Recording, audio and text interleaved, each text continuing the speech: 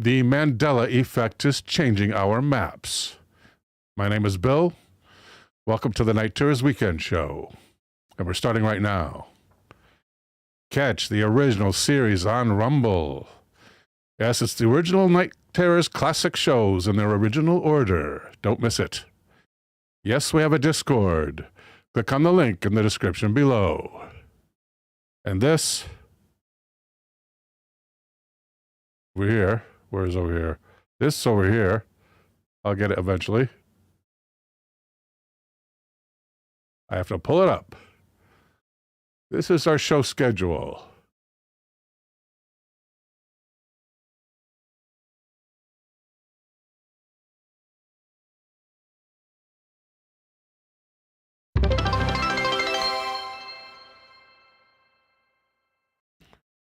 Rant X-ray videos will continue to drop every week on Wednesday morning on YouTube. And Wednesday night is movie night. Coming up this Wednesday on Twitch is a terrifying double feature.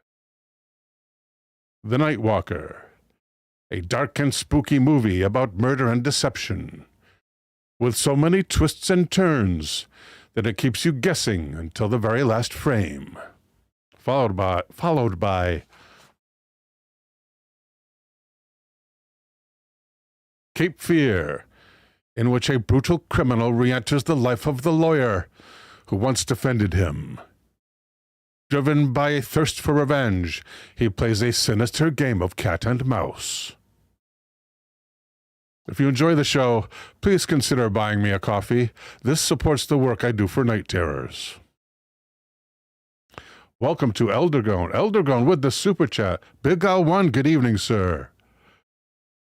Eldergone says, Night Terrors with Bill is now streaming live. Tell him no fibs, and he'll give you no jive. Thank you, Elder. Zerithian is here. Frogfan has arrived. Welcome, Frogfan. Thank you, Zerithian. I did conduct the first 4 minutes of the show, but I wasn't live. Welcome, Rhino Rex. Rhino Rex says, hey, Bill, hey, chat. Also, the first on site is Eldergrown, followed by Oh No, It's Taco. David Bryce is here. And followed by... I called all these people out the first time, but I wasn't on the air. I think third on site is Gotcha Man. That's correct. I wondered why he said, okay, start the show. The show wasn't started. I was not on the air.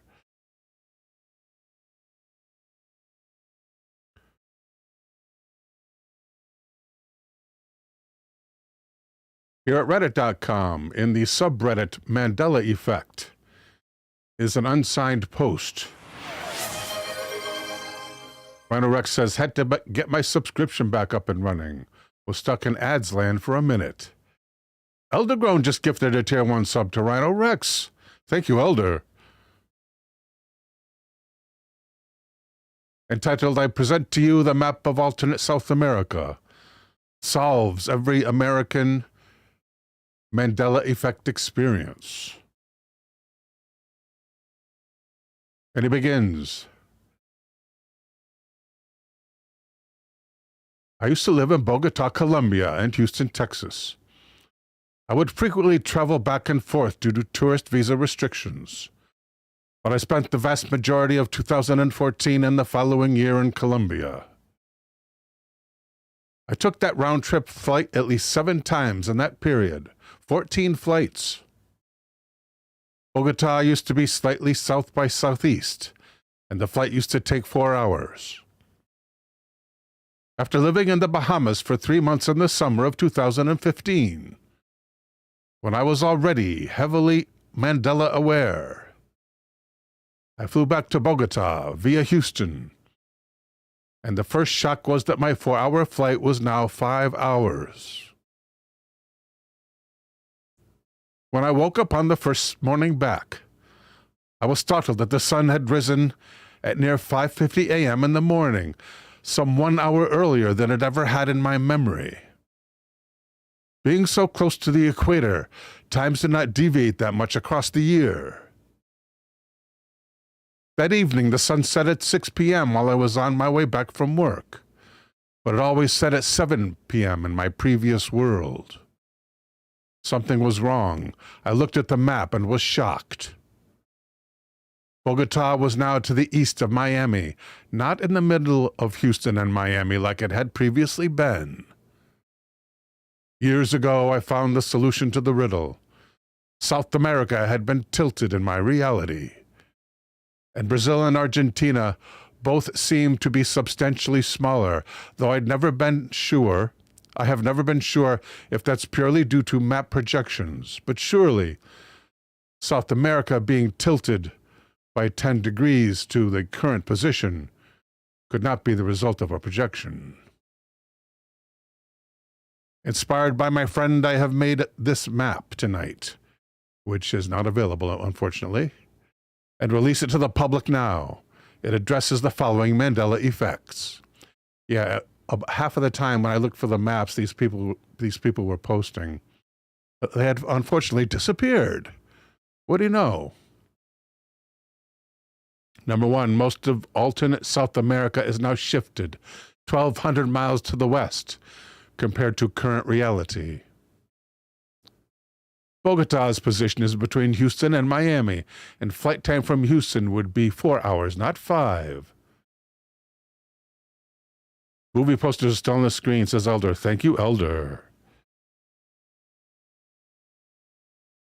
The first time around, I got that part right. Thank you, Elder.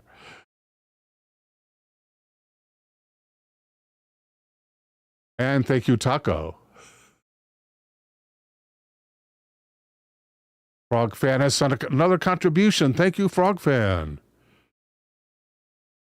Frog Fan still doesn't know how to do this stuff on Twitch. I got to do a Twitch tutorial.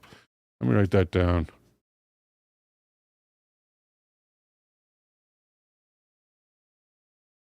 Thank you, Frog Fan.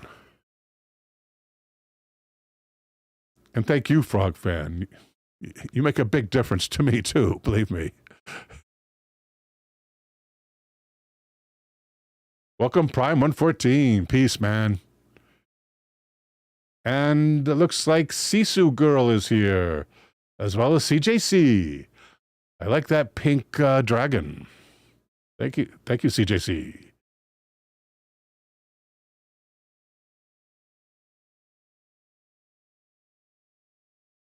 Baja Peninsula. Both the shape and size has changed. Cuba is now much closer to Florida and more to the west, eagerly waiting for green tea to arrive. Someone let me know if green tea is here, because we have a screen capture to share with her. Cuba would be much closer to the Bahamas Eczema Islands, which I visited a month before I experienced these changes.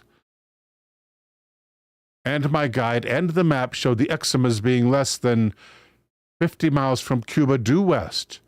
Currently, they are 185 miles north by northwest. Africa is substantially closer to and the smaller and tilted South America, approximately 50% closer. Rio de Janeiro is in the same time zone as New York City at least part of the year. And finally, number 8.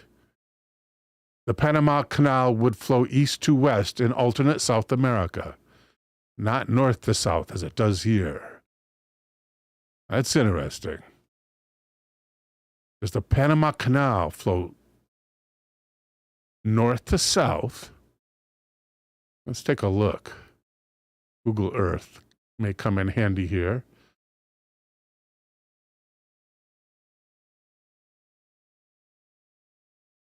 And as it loads,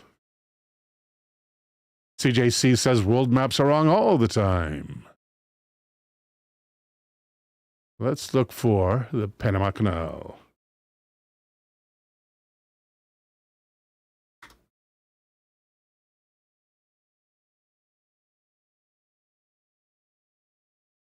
And we'll have to draw back here a little bit. That's a minus, I believe. Which part is the canal? Oh, it must be this dotted line. Wait a minute. You would think. Kenga Kong is here. Kenga Kong says, that's weird. I tried you on Twitch, and it was an 8-second recording. Maybe it was on Twitch only or something? Maybe I accidentally hit the off key on Twitch or something. I'll look at it after the show and delete the 8-second version.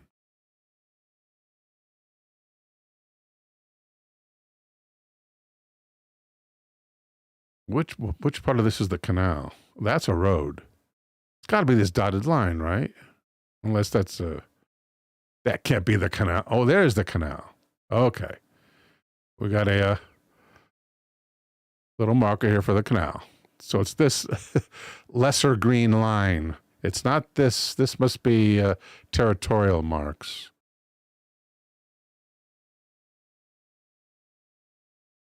But it does follow these territorial marks, right?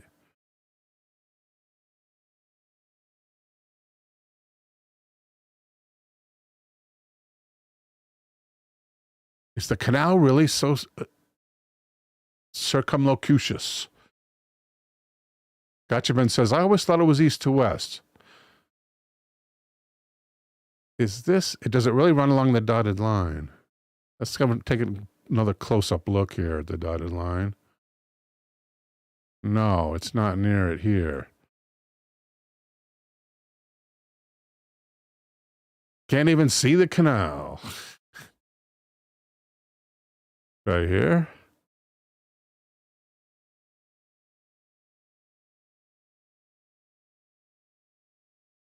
Where is that line? Right here, right? Yeah.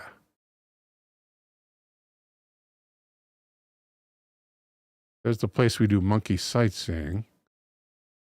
Is this the canal? No, it's supposed to light green line, right?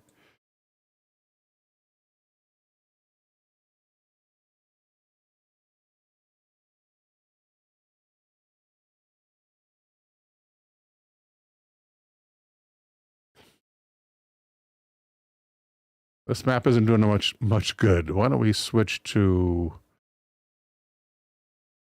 How do we switch the map view?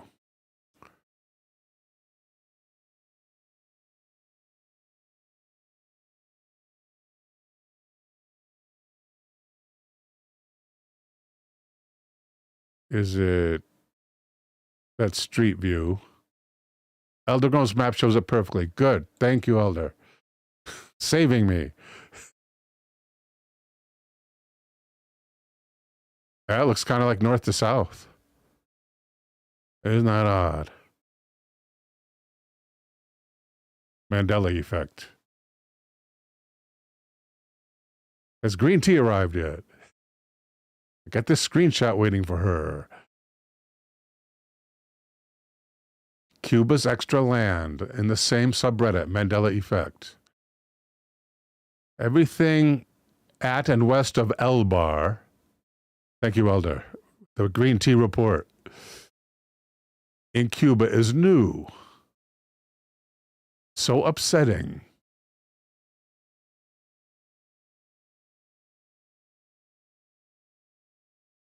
No idea what Elbar is.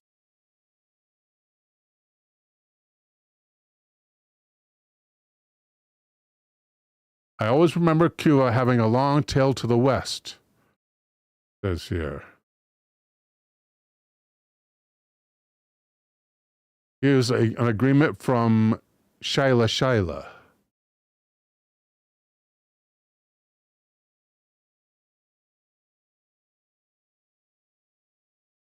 Who says, yes, the west part of Cuba now extends almost into the Gulf of Mexico.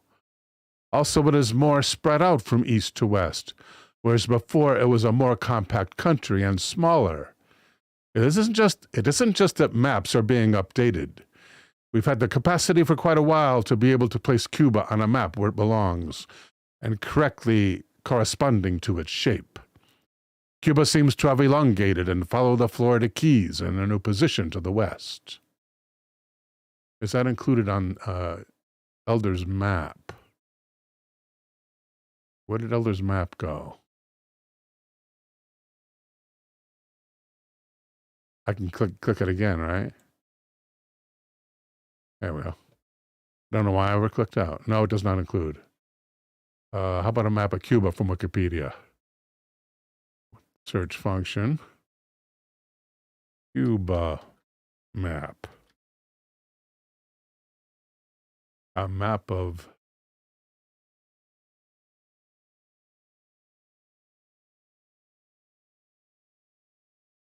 list of cities in Cuba. That looks like a very small map. Here's something a little bit better. With the list of Caribbean islands, including Cuba. Show us the map. Look at the map. Fire Sign Theater reference there.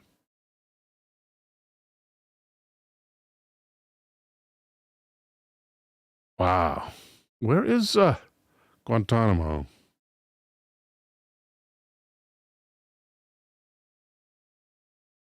Isn't like Guantanamo supposedly part of Cuba somehow?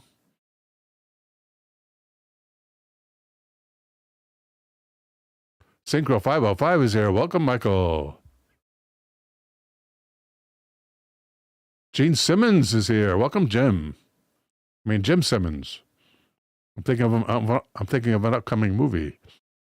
Jim Simmons, welcome, sir. Not shown on that map. Okay, here's one map of Cuba. Let's just do like a search for a map of Cuba. Where's a really bad one? Here's a really bad one. Let's go home and look for a map of Cuba. Let's compare some.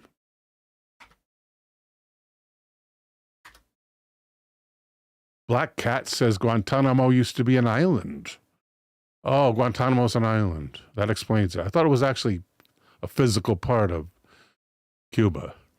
The landmass of Cuba. Maps of Cuba. Does that mean more than one? Cuba map and satellite image. Maps of Cuba for public access. Let's compare the satellite image at geology.com.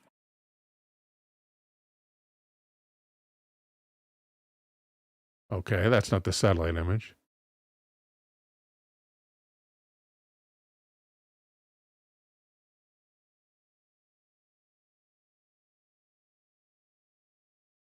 Yeah, I'd rather see a wider view of that satellite image. It just shows Cuba itself. We have to see it in relation to the surrounding environs. Black Cat says Guantanamo used to be an island. I didn't credit Black Cat with that. Black Cat, some of us experienced it as an island. Let's check out Guantanamo.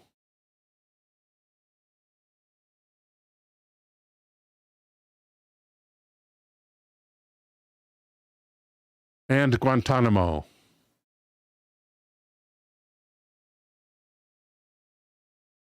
Eventually it'll get here. The Dark Wolf's Den Show says hello. Love the topic. I am the founder of the International Mandela Effect Conference. Congratulations, sir. That's the Dark Wolf's Den Show. Angel Mist says howdy. Dark Wolf Den Show says Cuba's too large and in completely the wrong place.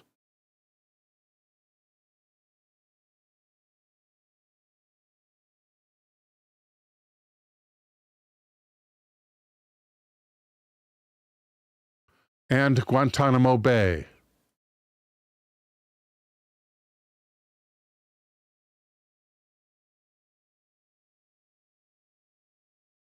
Guantanamo Bay is located on the southeastern end of Cuba and is a large harbor surrounded by steep hills. Oh, I see. So it protects protection from invasion, right? Black Cat says Costa Rica and Gibraltar also used to be islands. I have articles about them on my Mandela Effects website. Feel free to promo that website on YouTube there, on the YouTube chat there. Black Cat.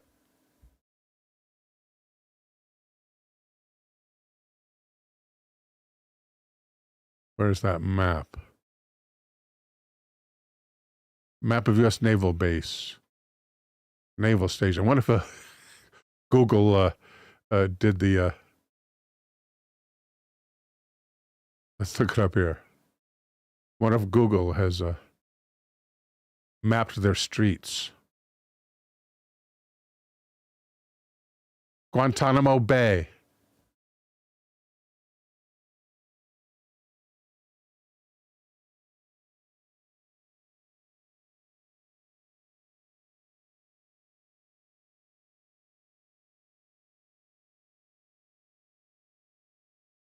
Expand panel. Now I want to unexpand panel. Drag to resize. Thank you. Surrounded by mountains. Give us 3D, please.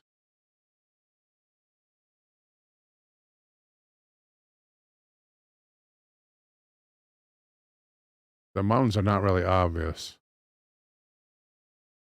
Has this been mapped by Google Maps? Street view. No street view. Of course not. What about Cuba? Is there a street view of Cuba?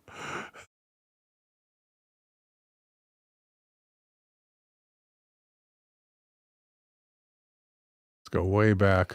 Not sure why it's flashing, so it's part of Cuba.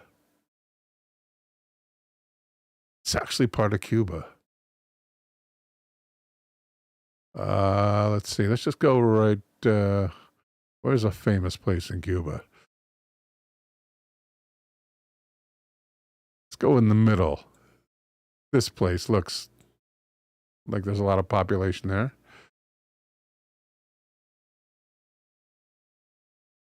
Holy cow, what about the street view, people? How do I get back? Escape? No, it's grayed out. It is grayed out, but you can look at it in 3D, though.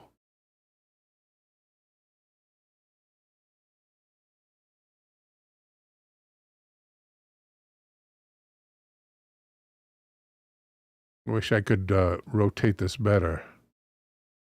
It had a much better... Didn't it have like a close-up view of the buildings in the last shot we took?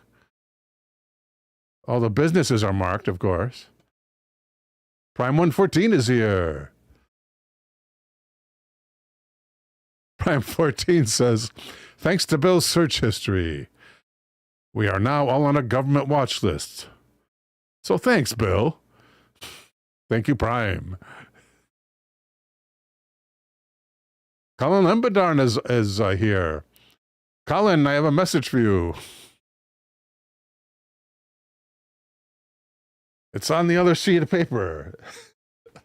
I'm not going to be able to find it.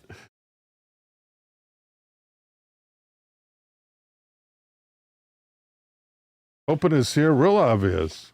I'm just throwing papers aside over here. I gotta do it from memory. From memory. Oh no, it's Taco. Needs to talk to you.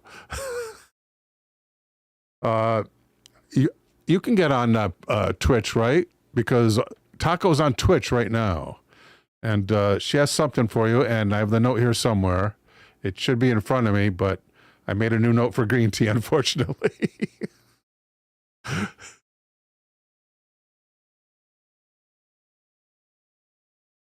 Gotcha Man says, I'm Canadian. We can go on vacation to Cuba if we want to. We can't? I didn't know that. Colin says, okay. Thank you, Crowman.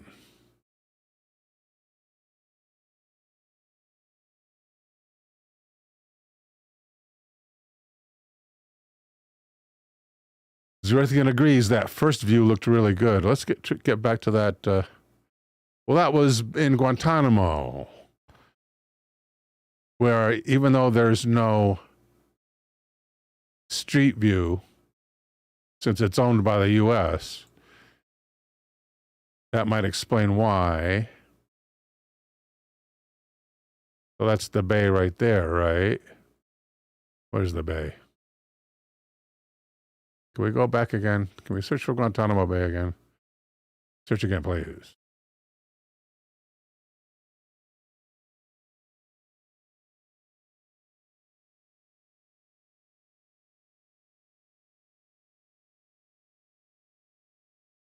No marks for Street View, but if we go 3D and zoom in,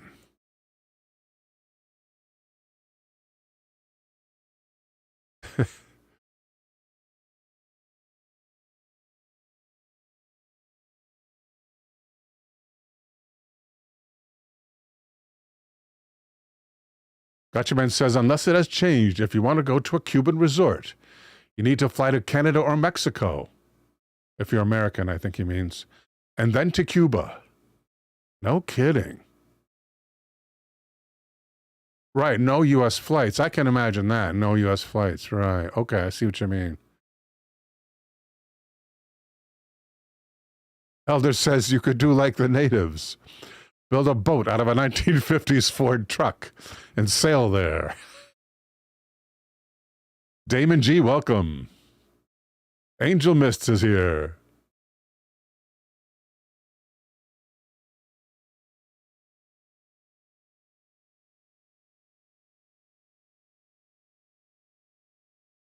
Then why are all the names in Spanish if this is American territory and still has the same flat picture?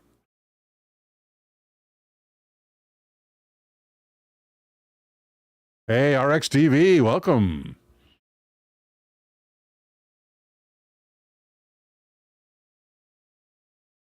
Let's go back to Guantanamo Bay.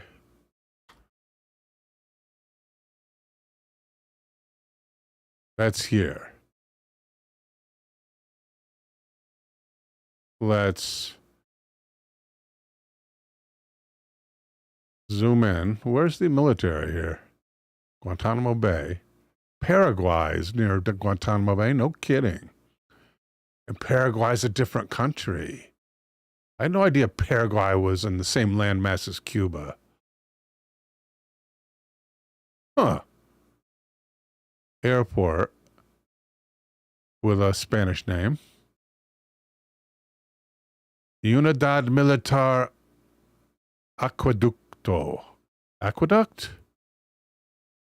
Guantanamo Viewpoint. Where's the military?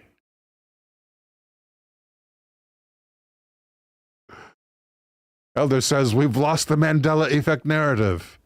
It's the Mandela effect.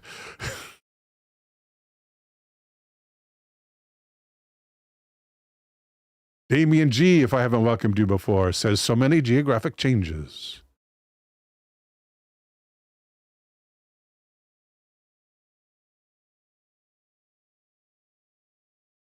Taco says, I think Bill has my Gmail address. Oh, so,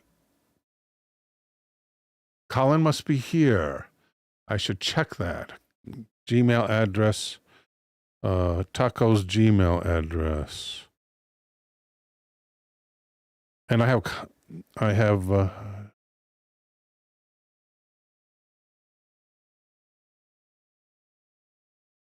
or address for Chroman. Okay.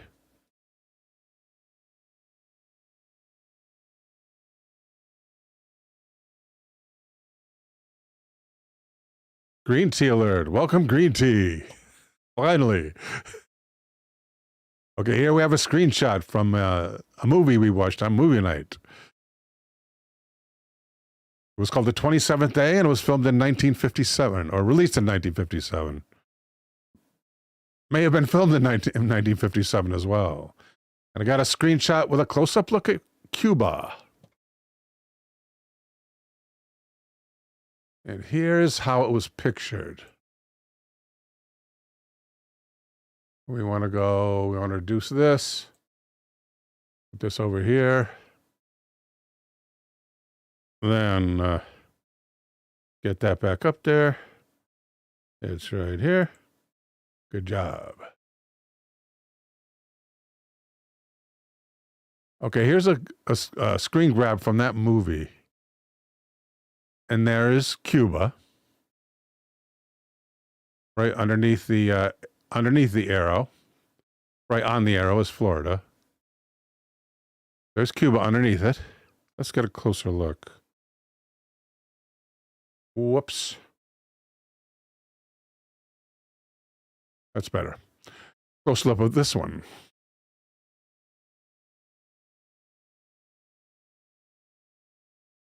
How does that compare to a real map of the area around Cuba?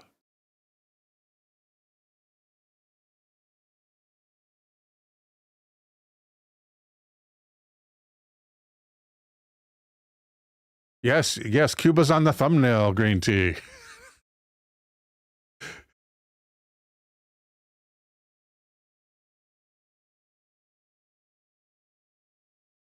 Okay, here's a map. How does this compare to the map?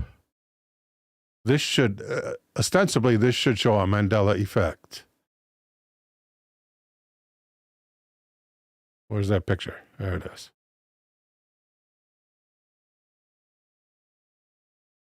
Can I move this whole thing?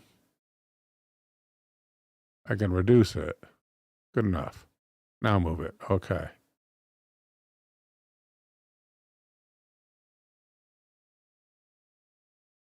To me, this looks like, yeah, it looks like different orientation and closer to this landmass, Mexico, closer to Mexico than to Florida. So you have movement right there.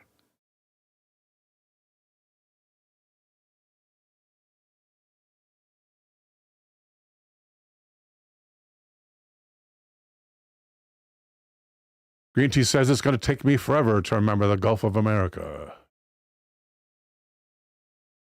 Max Monroe, how you doing, pal?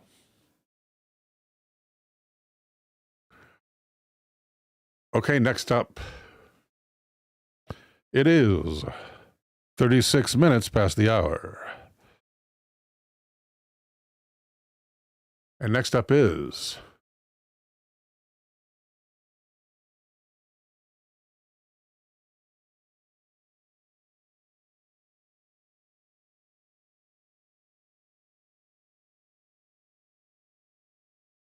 a suggestion from Gotcha Man to it. And new suggestions are welcome. Gotcha Man is renaming the Gulf of California to the Gulf of Baja Blast. Sponsored by Mountain Dew.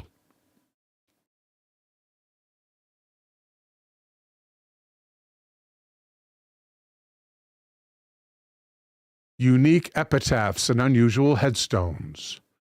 Very nice. Gotcha, man. Thank you. Zerithian says, I love me a Mountain Dew. Black Cat says, Germany used to be landlocked. And it was in Eastern Europe. That might be part of a different discussion. We want really unusual, not just this photographic stuff, right?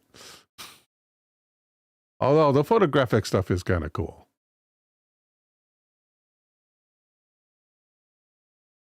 Funny epitaphs. The best is yet to come. Excuse my dust. That's all, folks.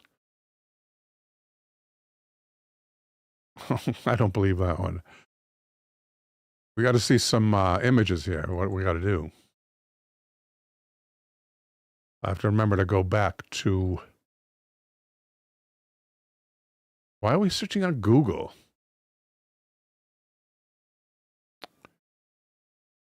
Rodney Dangerfield.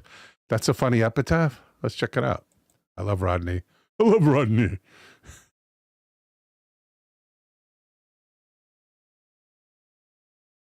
Oakman Lincoln new tab. Open image new tab, rather.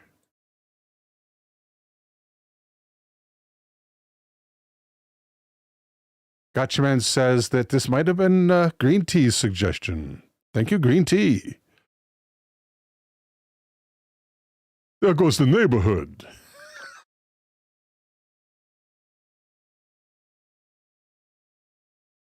Indeed. Green Tea says, I saw one once that said, I told you I was sick. There goes the neighborhood. Dangerfield's not. Dangerfield. Taco says, sounds like the Rodney we know and love. Thank you. Lord Marcus Bagwell says, good evening. He says, brought to you by Carl's Jr.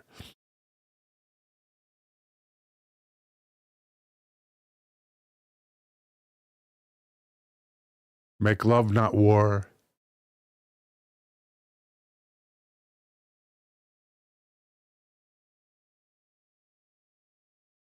Something about music.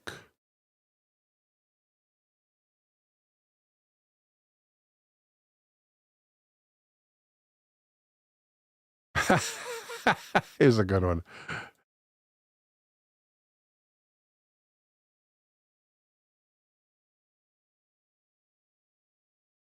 Raised 4 beautiful daughters with only 1 bathroom, and still there was love. That looks so fresh, it's disturbing. It might be photoshopped.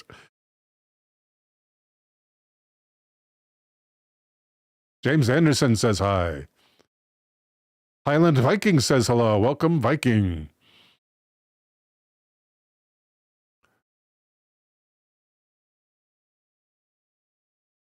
Kay's Fudge as a recipe here.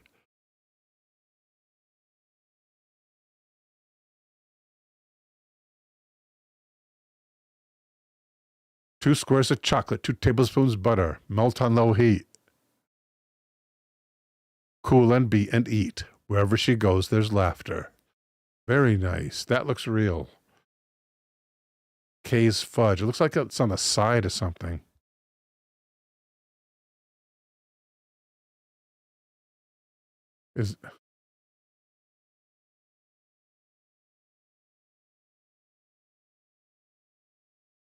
Angel Mist laughs out loud. James Anderson has arrived. Greetings from Taft, California. Green Tea says, in the graveyard where my father and grandfather and great-grandparents are, there is a grave. Will not, married surely not. His brother would not is there too. Will not, surely not. I understand will not and would not.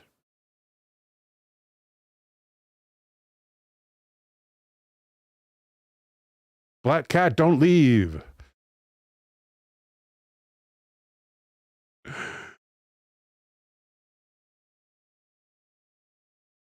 Surely not. Oh, surely not. Okay. Thank you, Taco. And green tea.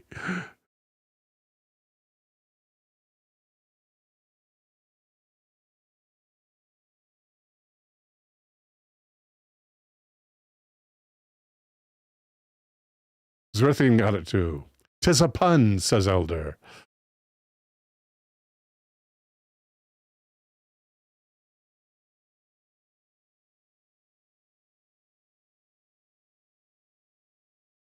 Kitty says hello to everyone.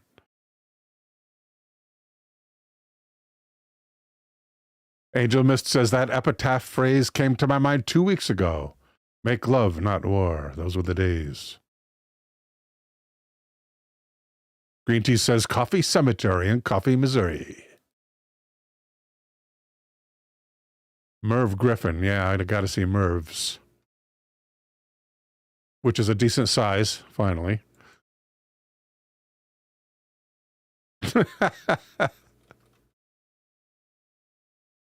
Merv Griffin. I will not be right back after this message.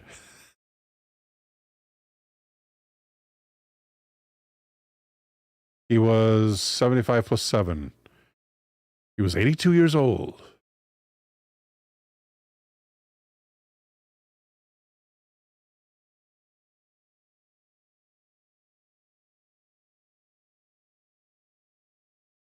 Laugh, don't weep, it feels better. On this veteran's grave. Marker.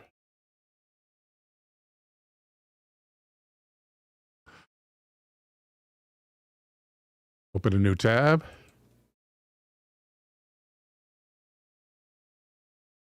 But in the reflection, you can see someone taking the picture, wearing a Progress shirt, hopefully. But think of me and smile.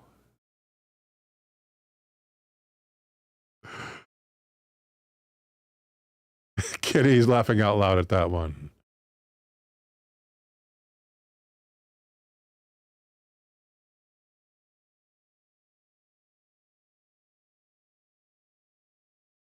Here's another.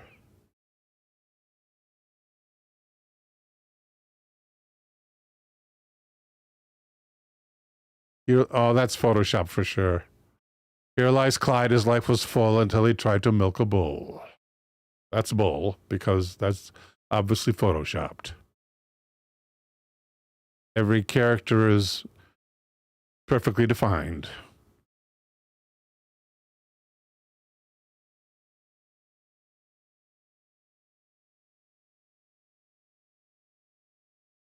Here's a more genuine one.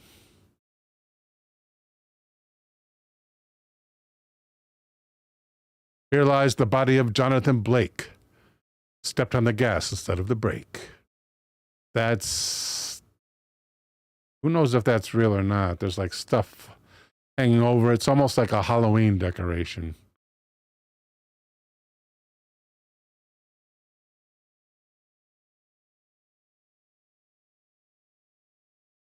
Who knows if this is real either? This looks Halloween-y too.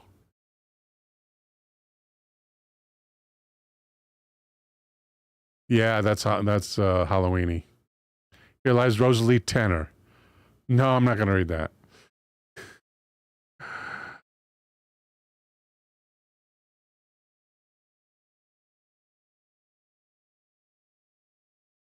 Why would someone have an epitaph like that?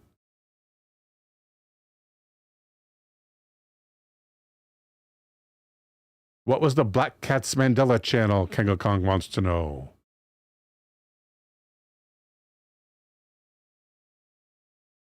RxTV suggests looking up Mel Blanc,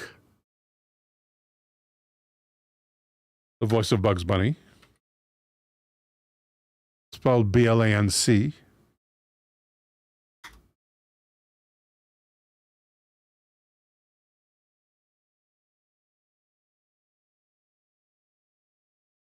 Green Tea suggests Find a Grave. We'll use that next. Thank you, Green Tea. Ohms has just gifted 10 Night Terrors memberships. Holy cow. Thank you, Ohms. Ohms said, Tulsi Gabbard, we can talk. Thank you, Ohms. Much appreciated, sir. Wow. Wow, Ohms. Thank you so much. Let's hear it in the chat for Ohms.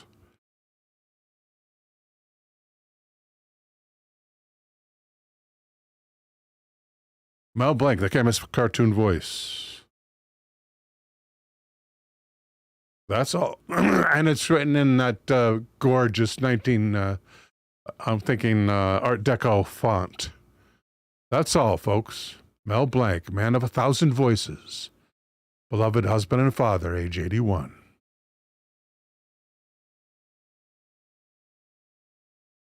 Elder with a link. I love you too, Ohms. Have no doubt. Much appreciated, sir.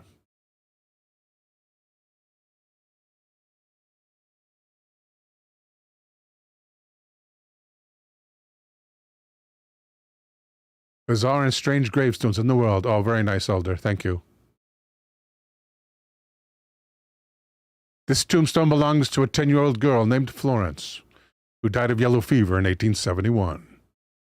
When the girl died, her mother placed a few steps behind her grave, a small window leading to the top of the girl's coffin to be closer to her child. The glass window of the tomb covered with concrete several years later to prevent vandalism.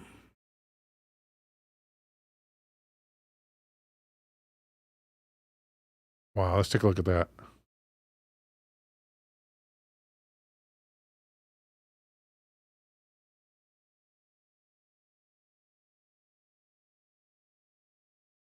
Wow.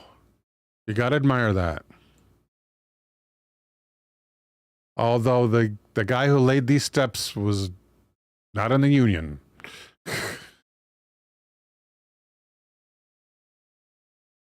Isn't that something?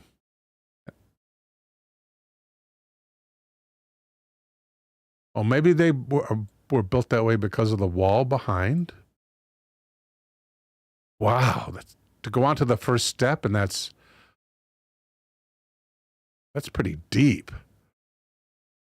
Maybe why that's the first one is tall, but still.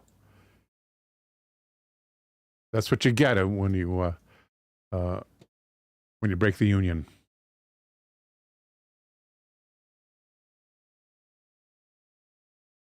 Oh, there's like an iron door on top of it now. And steps going down. It looks like... Do both sections open? Both sections open. Two-part iron door.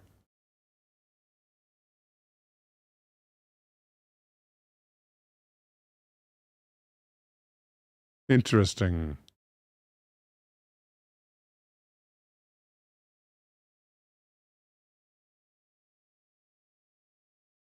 Oh, wait. We don't want to miss that list.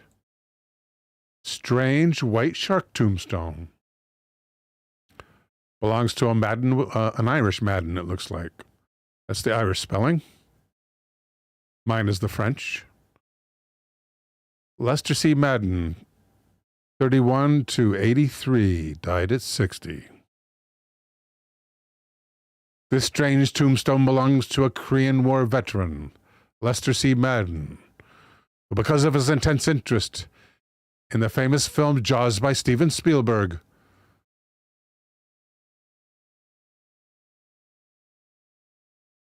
is buried under a large white shark-shaped tombstone that symbolizes the movie. The strange head marker is located in the Allegheny Cemetery in Pittsburgh, which attracts a lot of tourists, I bet. I gotta see that closer up too.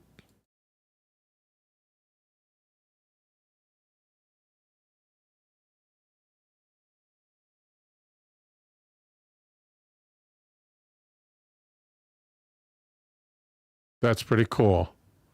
A real film fan there, folks. Coming up this Wednesday.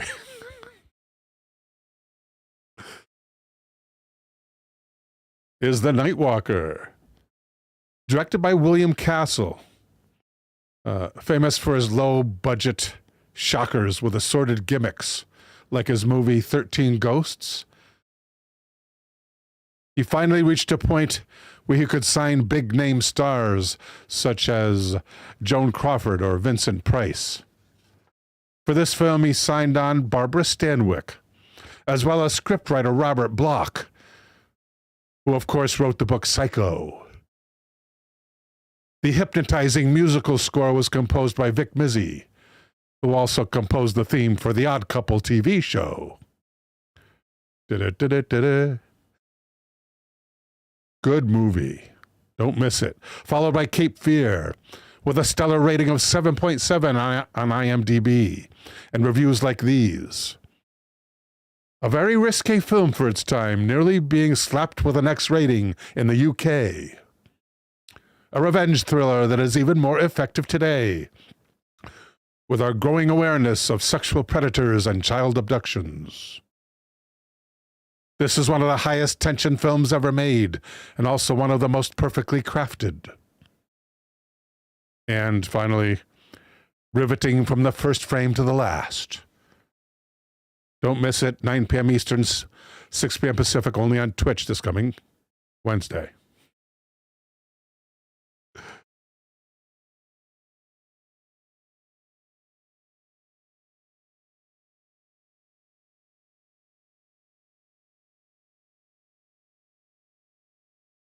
Death Kiss.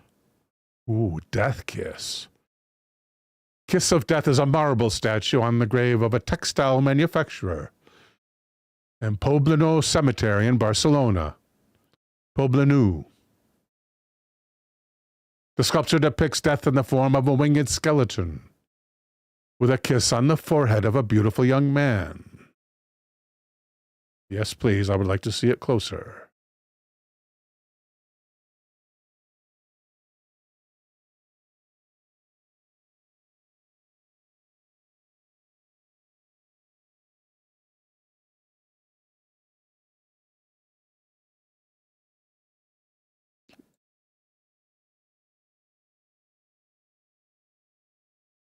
I'd like to see where the, oh, that's an interesting sculpture. Not only kissed, but embraced by death. If I was to take a picture of it, I would have to get a high vantage point because I would want to see if the skeleton teeth, all he would have is teeth, right? If the teeth are actually touching the guy's skull. Green Tea says, wow.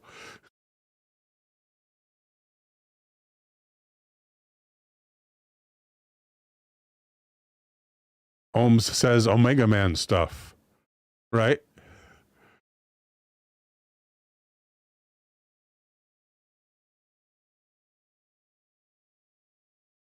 Underwater cemetery belonging to 40 religious soldiers who drowned at this place. Each of these crosses belongs to one of them. Monument was built in the year 2000 in Tazacorte, Spain. Tazacorte? Spain. No idea how you pronounce that, but I would like a closer view. Dude, if you just do a little searching, you can find pictures you do not have to steal. I addressed the person who provided the pictures here because this belongs to sangvarteen.com.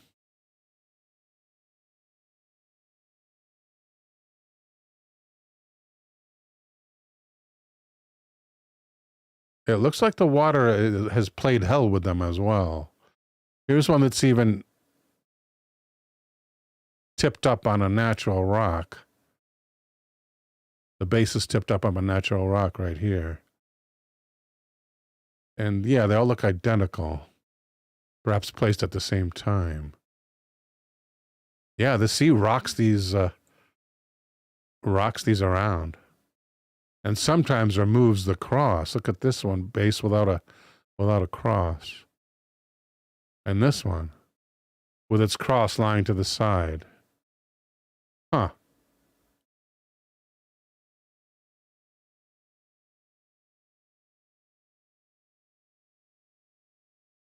Yeah, they're going to ask, is it messed up on purpose like an art piece? No, I think it's the action of the sea. Probably at a depth where there's still currents. I wonder if you can get any idea of how close it is to light here. Not really. Although it does seem well lit. The strange tomb of Fernand Arbelot. Arbelot. An interesting tombstone belongs to Fernand Arbelot, a musician, actor, and architect. This man is remembered for his only wish in death, to stare at his wife's face forever.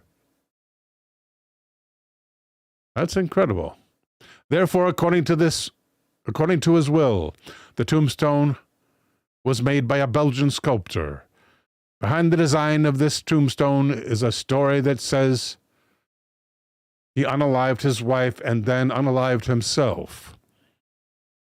Although this claim has not been confirmed, he reportedly died during the Schmatzi occupation of Paris. A lot of hot topics there.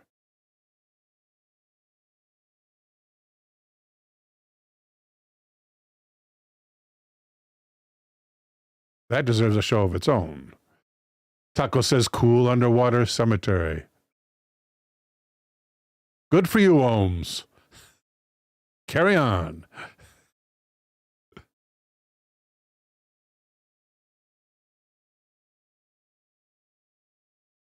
Why do I keep going back to Melblanc? Because it should be a search engine, that's why. I'll make this the search engine.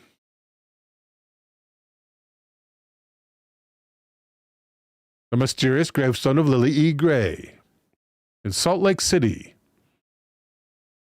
The appearance of this tomb may not be as strange as other tombs. What makes it famous and bizarre is this sentence on the tombstone. Let's take a close-up look.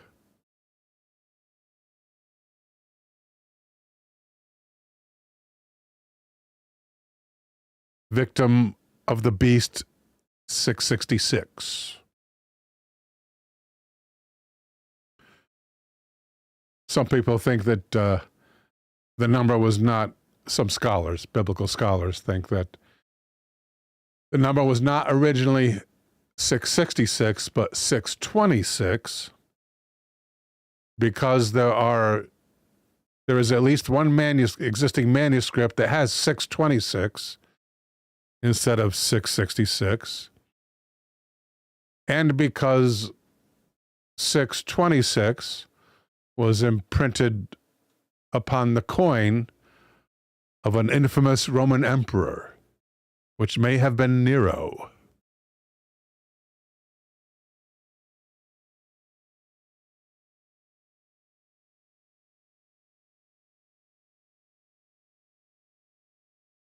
Connected graves. Graves of a Catholic woman and her Protestant husband were not allowed to be buried together. Where is this? Doesn't say. After being married for 38 years, the colonel died in 1880 and was buried in the Protestant part of the cemetery against the wall. His wife died 8 years later and had decided not to be buried in the family tomb, but the closest she could get to her husband was on the other side of the wall. The two clasped hands connect the graves across the wall. Oh, isn't that nice? Oh, that is so nice. And so stupid that they had to do that.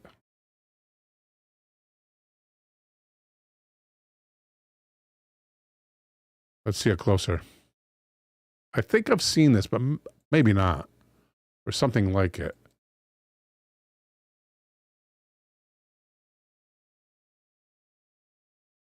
Wow. Identical as well, with identical crucifixes atop opposing corners, of course. They may be identical faces as well. I don't think we're going to get to see that. Isn't that something? We have a top view and a bottom view. They're the underside of the hands.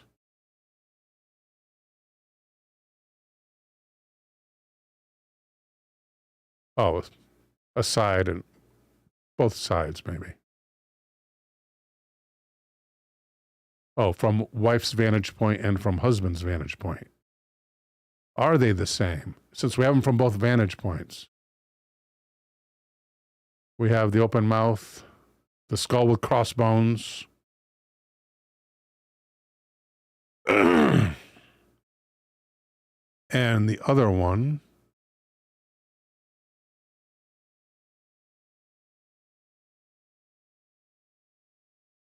if it's the opposite one, is different. So it is the opposite one. But they still have, the tops are still identical to any viewer in either cemetery. Whoops, didn't want to do that. I want to see the detail on the other top, if possible. Skull and crossbones, but in a placard tilted to the left. What's tilted to the right, hard to see. Hard to see what's on top. But matched by the skull and crossbones.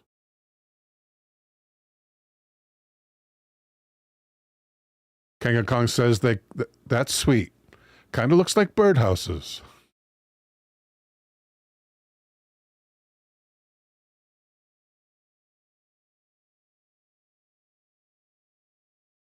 Okay, with Turkey, we're going to go to the next suggestion. This one from Rhino Rex. Hopefully he'll get to see the show. Not sure if he's here.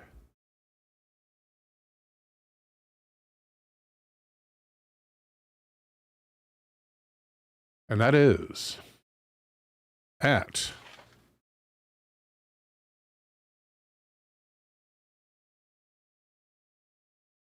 five minutes past the hour.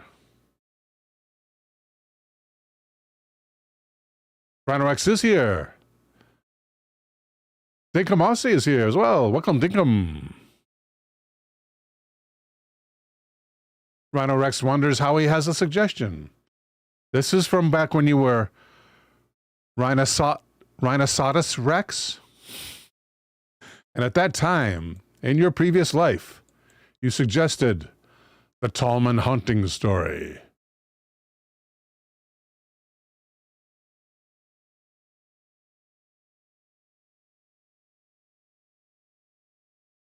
Rhino Rex says, yes, I'm here, just a bit quiet. It's been a heck of a week.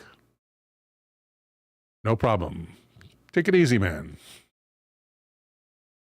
Sit back and enjoy. Tallman House.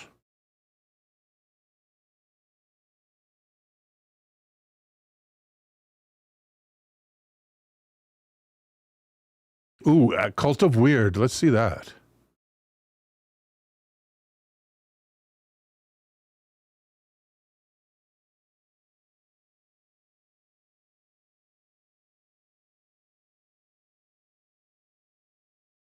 Tracking down the Tallman house in Horicon, Wisconsin, which made the headlines in 1988, with the story of a family tormented by a haunted bunk bed.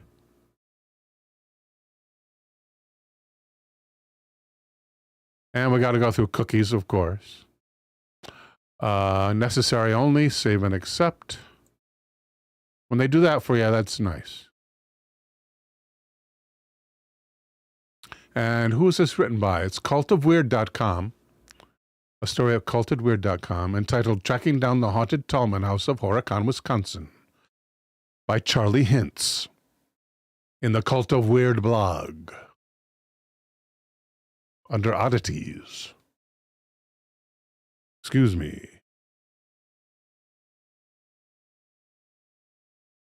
No problem, Dinkum. You keep your eyes on the road there, buddy. The most dangerous thing you can do is, in this world, is drive a vehicle.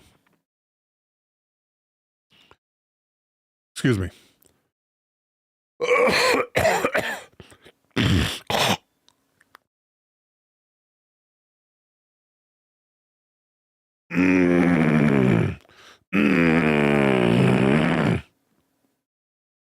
Need liquid refreshment. Hiram Bot is here. Welcome, Hiram Bot.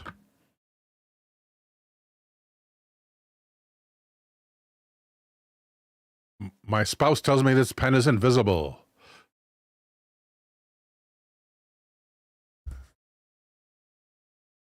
So the next time I saw it, I grabbed it and took it to the studio. The memer YTP says you actually need pictures of Spider-Man.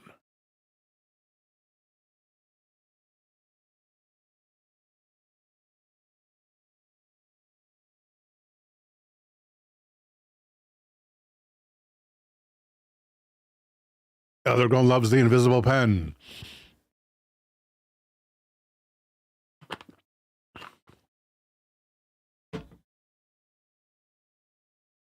I should have a switch where I can just turn off the green screen.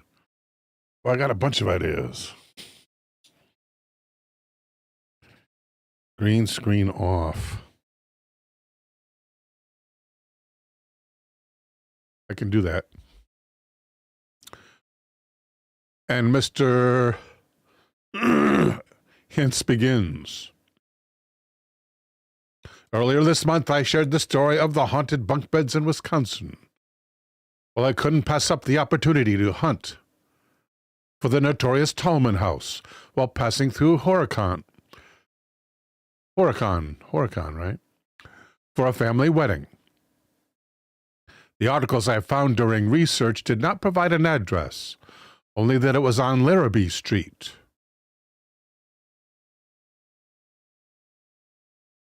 Originally, the exact location had been kept secret. It wasn't until threats of arson that the chief of police released the address in order to keep nearby homes and families safe. Right, so.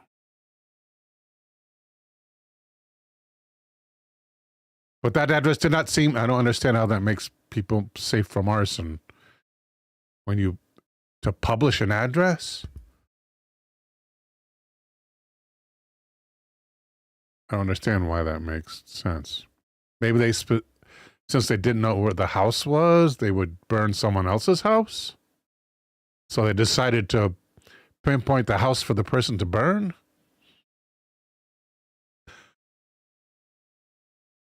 But that address did not make it into any original reports currently available, so I resorted to Google Maps. Larrabee, it turns out, is a short street with few homes. They are architecturally similar to the Tallman house.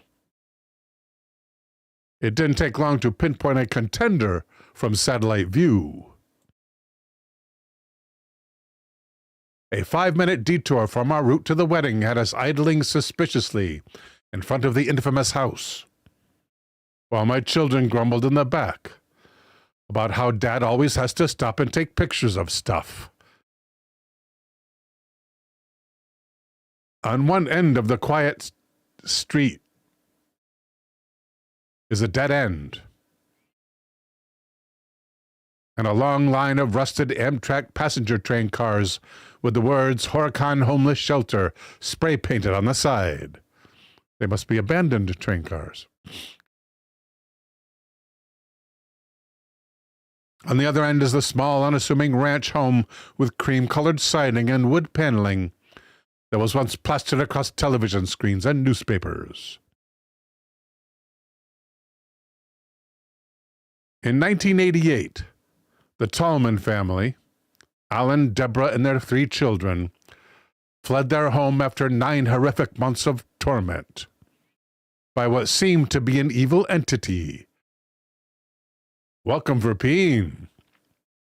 We're still looking for suggestions, Verpine, in case you're in the mood.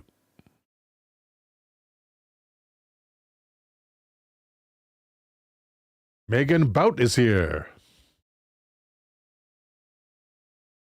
And also said you actually need pictures of Spider-Man. I don't understand the reference, but if someone could explain it to me, I'd appreciate it. Welcome to That's Worrisome, You Better Run. That's Worrisome says, found a photo of my first home's corner street sign, but my old place's street name was now wrong in the photo I took 50 years ago. So I Googled it in Maps, and now that property doesn't even have a street sign. Wow.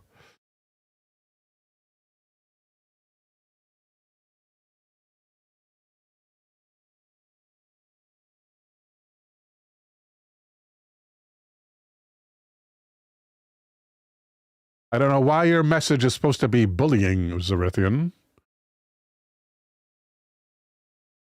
Zerithian has welcomed you. I hope I allowed it.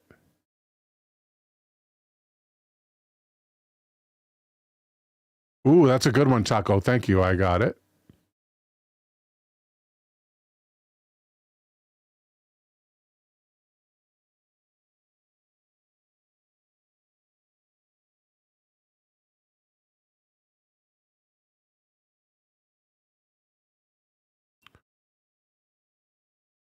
By what seemed to be an evil entity connected to a bunk bed they had recently purchased second-hand. Frightening visions of a haggard old woman. Visions of fire. Ghostly mists. And demonic death threats. Death threats from demons, I guess. Thank you, Verpine. Oh, good one, sir.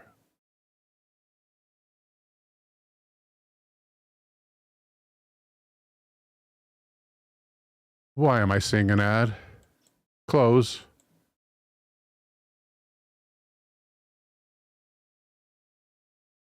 These threats pushed the family to the fringes of their sanity until finally they packed their bags and escaped the nightmare in the middle of winter. By the end of the week, the town was whispering about bleeding walls, a hole to hell in the basement, and an apparently ghost-powered snowblower that cleans the driveway all by itself. The media quickly descended on the otherwise sleepy neighborhood, along with hordes of curious thrill seekers. In the April 1980...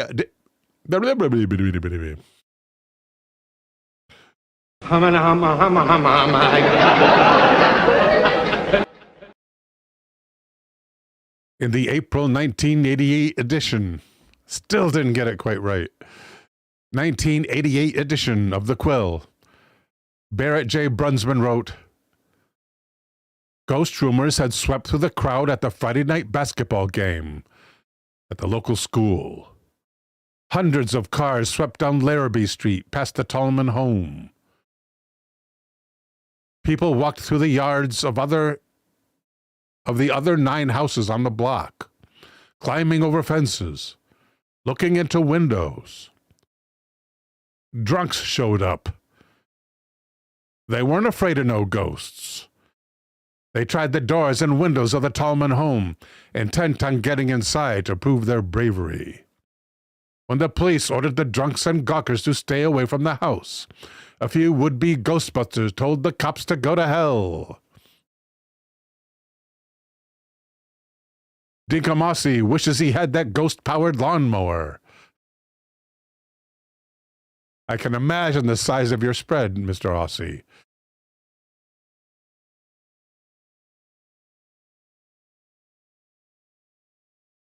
Arrests for disorderly conduct were made, and the street was barricaded.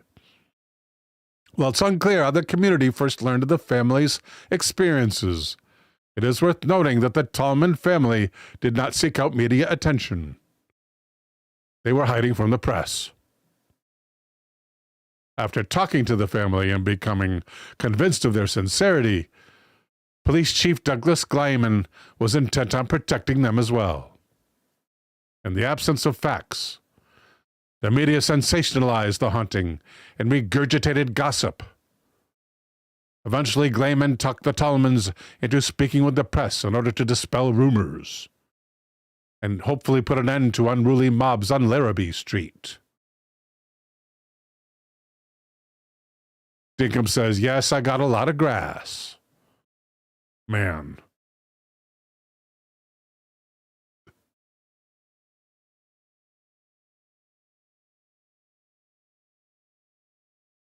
He met with journalist James B. Nelson from the Milwaukee Sentinel, who was more interested in writing an article about a genuinely troubled family than exploiting the ghost. The family agreed to talk to him. The producers of Unsolved Mysteries, then a brand new television series in its first season, soon caught wind of this story. It wasn't long before a film crew rolled into town to shoot a segment on the haunted bunk bed. They hired local talent for dramatic reenactments and filmed on location inside the house with permission from the new owners. The Tallman House episode aired the very same year of The Haunting. Notably, this segment was not included when the series was released to stream on Amazon.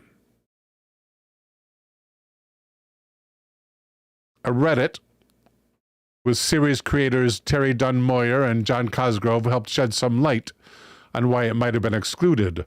One fan on Reddit asked, "Can you help me understand what happens behind the scenes that would prompt you to remove individual segments?" Moyer and Cosgrove responded, "We have a legal staff that keeps track of the cases to make sure we do not infringe on anyone's rights.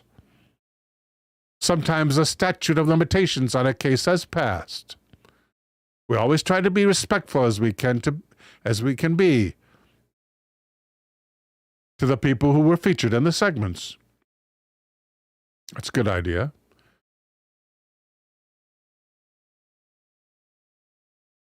By February 19th, 1988, when Nelson wrote a follow-up for the Sentinel. Everything happened in 88? Boy, that happened fast. Well, they left in January. I said middle of winter. It was January something. Wow, it all happened quick. The house was up for sale, apparitions and all, and the bunk beds were disposed of in a private landfill in the Horicon area. Deborah told Nelson, the beds were buried Saturday in a landfill where nobody will ever build, God willing. They took them out there and plowed them under. Its exact location remains unknown. Of course not. It's in a landfill. The family moved to... I hope they have good company there. Or the company they deserve. The family moved to nearby Beaver Dam, but were still haunted by their experience on Larrabee Street. We're going to get details about the haunting. No details on the haunting.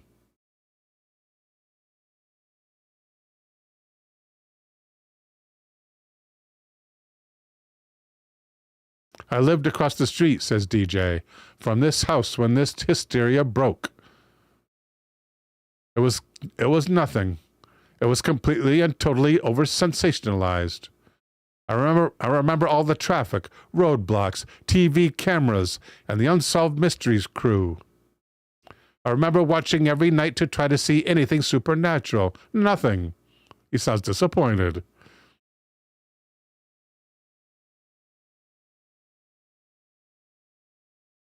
Gotcha Man with a suggestion. Thank you, Gotcha Man.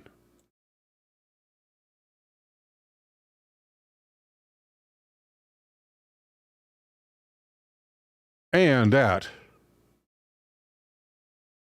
21 minutes past the hour, we'll call it 22 minutes past the hour, time to move to a new topic from Oh No, It's Taco. How could I not get Verpines? Oh, I left it up here? Verpine was first, so we're going to do Verpine first. At least I saw Verpine first. My apologies to Taco if that was not the case.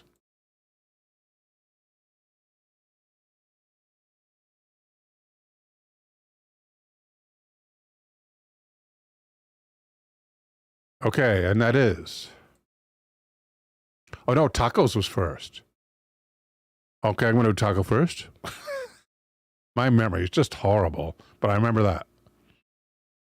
We will get to both. Oh yeah, Bodies of Incorruptible People. Very nice, Taco.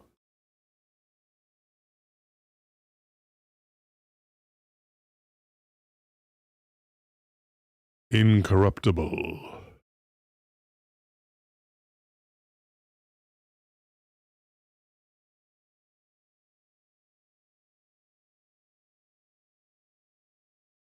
How about the top 10 incorrupt corpses from Listverse? Listverse is pretty good.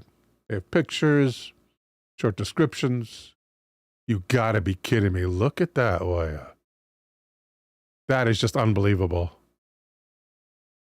That is unbelievable. That's a real photo. Saint Bernadette of Lourdes died 1879. Saint Bernadette was born in Lourdes. From February to July 1858, she reported 18 apparitions of a lady. Despite initial skepticism from the Roman Catholic Church, these claims were eventually declared to be worthy of belief after a canonical investigation. After her demise, Green Tea says she looks asleep. Zerithian agrees that's amazing. Bernadette's body remained incorruptible, and the shrine at Lourdes went on to become a major site for pilgrimage, attracting millions of Catholics each year.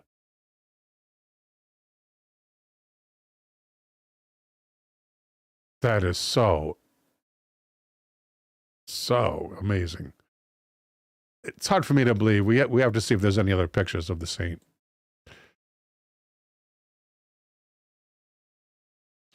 Let's get rid of this stuff. No, I got to keep that stuff. That's right.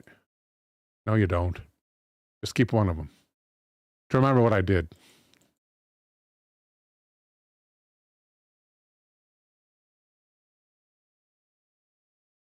Okay, well, back to here.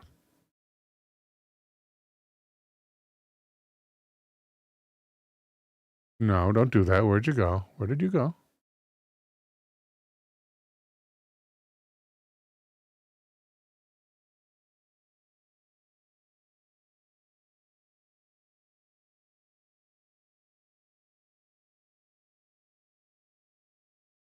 That's so hard to believe. And she's not like behind glass or anything? She must be behind some glass. How's the resolution on this? Whoops. Gonna go there anyway? Pretty good, I guess. The marvelous preservation of St. Bernadette, 30 years after her death. The body of St. Bernadette was found in a remarkable state of preservation.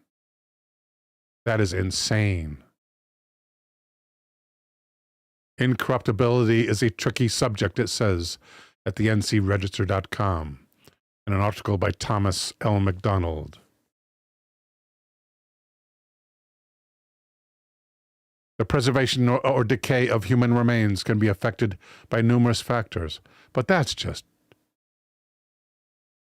is almost beyond belief. I wish there was a better resolution picture. That's still low resolution.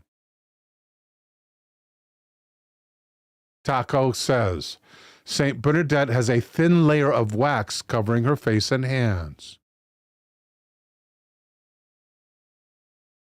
Wow. Even so. Even so.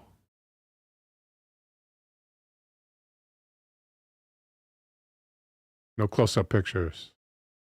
Kanga Kong asks, how many years old is that nun's body? She looks like she's just taking a nap. Yeah, she looks like she's like in her early 20s, too. It surely says here...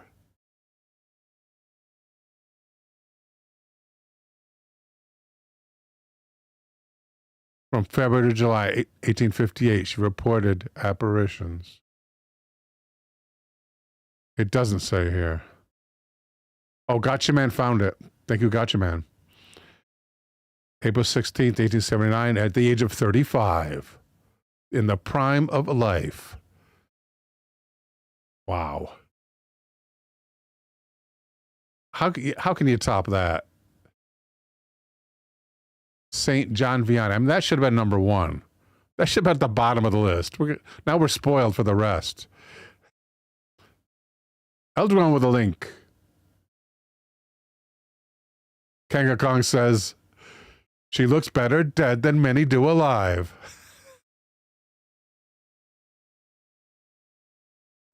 Link from Elder. Oh, wow, Elder. Very nice. Thank you, sir. Very nice resolution here. Here's the saint in repose. No kidding. The top must be glass as well. What if those are the hinges? Or just decoration? Gotta be just decoration, right? She is beautiful, Kanga Kong agrees. Taco says, you got that right, Kanga Kong. Thank you, Elder.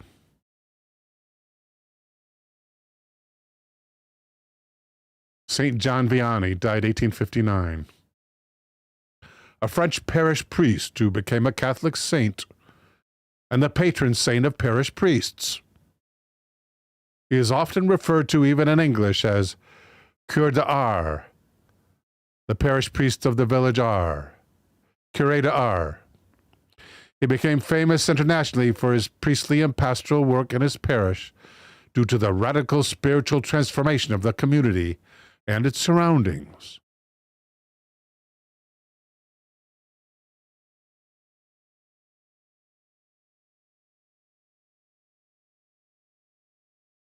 St. John Vianney. Well, that's not a very good picture of incorruption.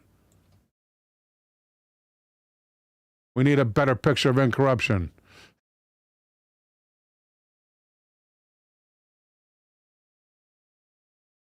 It's going to be a little disappointing because how can you beat St. Bernadette? I mean, really.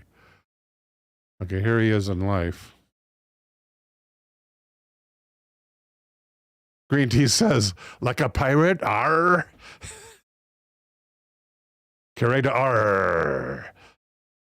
Two Feathers, welcome, Two Feathers.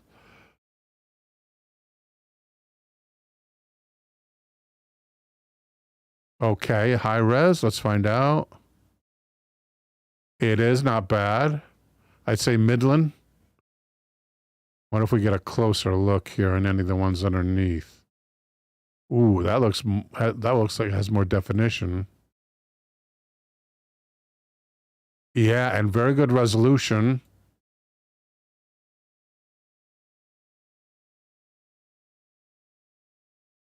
Yes, this guy had a long life, evidently. And again, you see the thin layer of wax, which Roman Catholics are wont to put upon their incorruptible dead. Isn't that special? Look at that. Not too bad for an old man. And the hair obviously not covered by wax. Isn't that something? But the hands. I think they forgot to put wax on the hands. Here's maximum magnification. Yeah.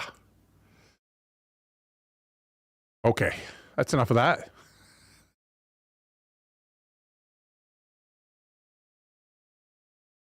Number 8. St. Teresa Margaret, died 1770. Eldergone says the parish priest looked like a statue.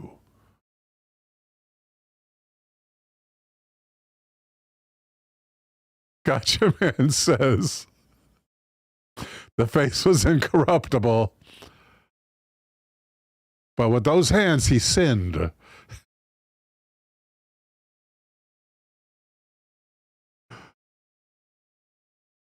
Green Tea likes that one. Kanga Kong says, except for the hands, amazing. Two Feathers says, beautiful casket, right? St. Teresa Margaret.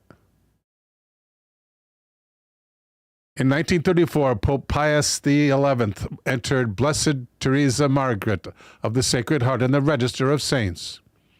In Germany, the new saint is virtually unknown outside of the Carmelite order. Her life was quiet and hidden.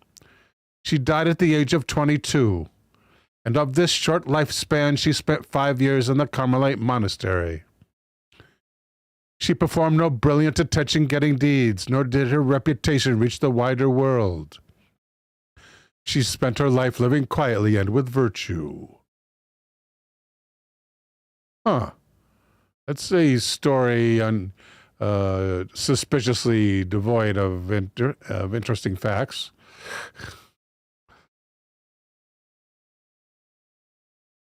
Rhino Rex likes that joke too. Let's take a closer look at St. Teresa Margaret.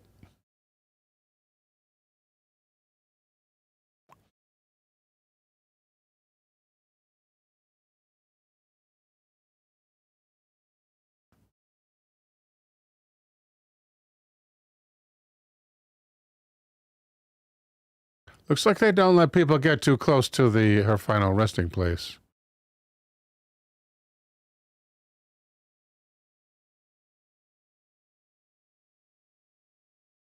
Let's try face of. The face of.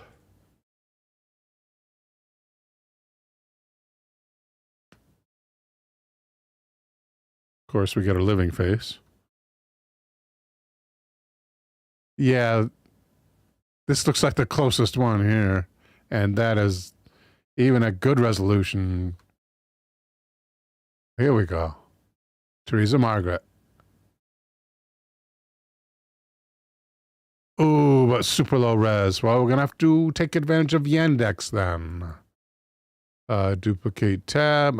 Didn't I put Yandex in here permanently? That should have been opened up with everything else. Why was it not? Oh boy. I'll have to put it in again, I guess. Duplicate. And Yandex, please. It means I'm going to have to save it as something. Open image, a new tab. Because this is all we get. That's not much. Convert and save as. We'll save it right into Green Tea's screen grab folder. Since we have easy access to that. And Yandex and image and search by image. And select. There it is. Ah, there we go. This is about the best resolution we're going to get. It evidently it's very rare to get close enough to take a picture of her face. Looks like we have the typical wax application here.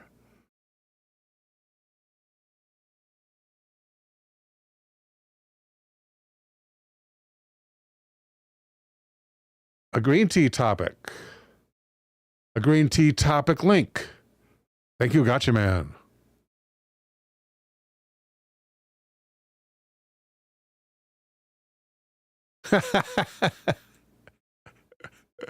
Talk about Incorruptible. We'll get that right after St. Teresa.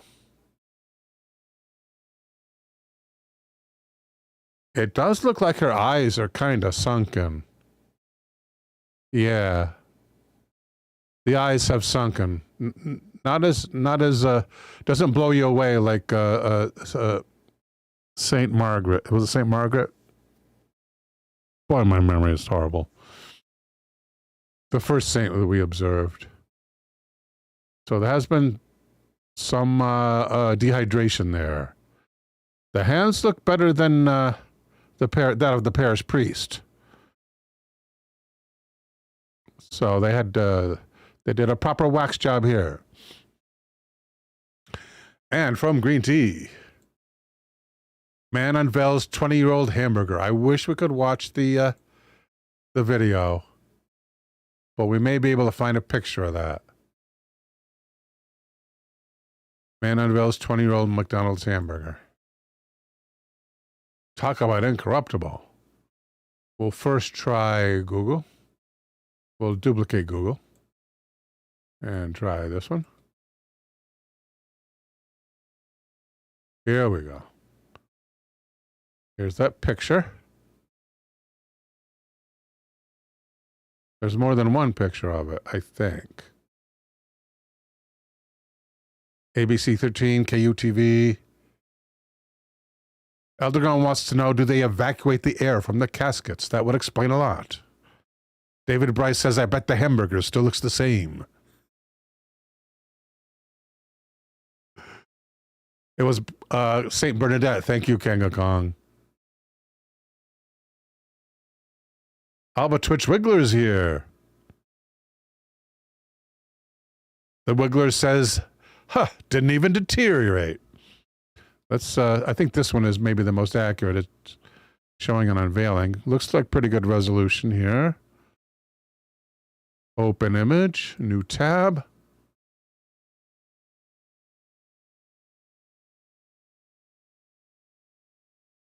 Elder wants to know, how does one wind up keeping a hamburger for 20 years? The bun looks the same. It was a hamburger without any condiments, evidently. Is this a put on? And why is it on a paper towel? So probably because the bun is like a rock. Why does the bun look fresh? Devil or angel? Plain, just as I liked him as a kid, says Elder.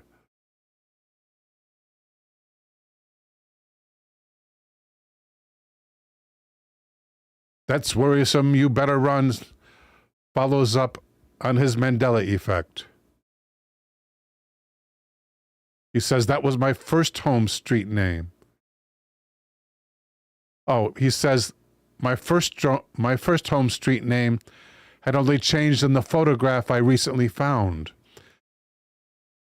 It's the photo that was no longer correct 50 years later.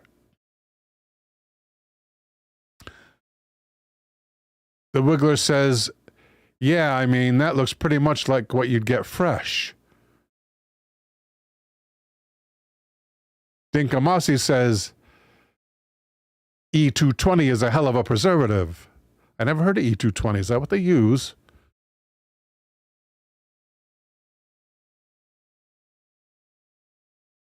Taco says, I cleaned my car yesterday and found some old fries under the driver's seat. They still looked fresh.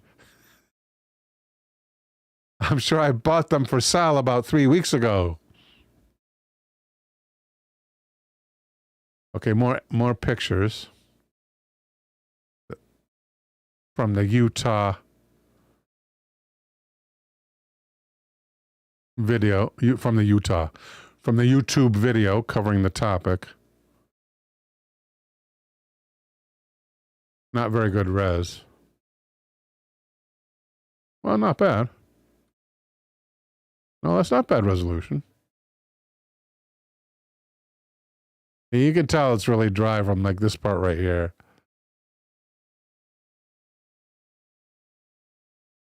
Huh. Petrified Beef says that's worrisome.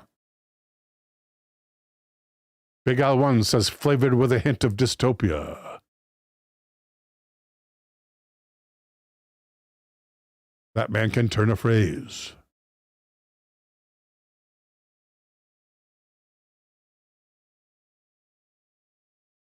What's the story behind that thing? Utah man. Watch. I don't want to watch. Don't start. Don't start video. We can't do video. Good. Exclusive. They're all videos here. What? Any details? Nothing. Transcript, but no details.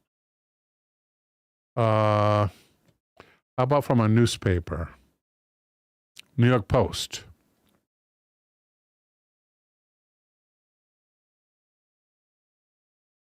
Welcome Run for Funds too.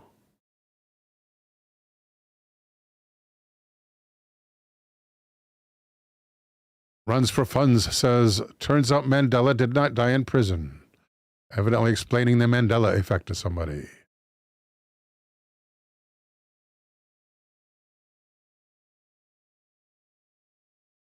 So how do I open that? I'm supposed to do here. Here. There we go. At nypost.com, and a story by Ben Cost entitled 20-Year-Old McDonald's Burger Looks as good as new.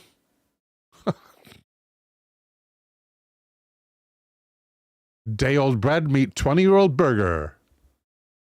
In an uncredited... No, it's by Ben Cost, and Mr. Cost begins. A Utah man unveiled a McDonald's burger from 2 decades ago, and it still looks like it was fresh off the grill. David Whipple of Heber City purchased what he nicknamed as the world's oldest hamburger at Logan's McDonald's on July 7, 1999, to use in a presentation on deterioration. However, Whipple's plan backfired spectacularly after he left the sandwich in his coat pocket and didn't find it until 14 years later, when his wife rediscovered the antique burger. Despite lasting almost 3 presidencies, The Miracle Meal patty looked fresh and did not give off any smell. Of course not. It's dehydrated. Stunned by its longevity, the couple put the fast food fountain of youth on eBay, where it went up to something like $2,000, said Whipple. But then they chose the option, "This item is no longer for sale," and saved the immortal patty and bun in a tin, which resembles a Big Mac. I would have sold it for the $2K.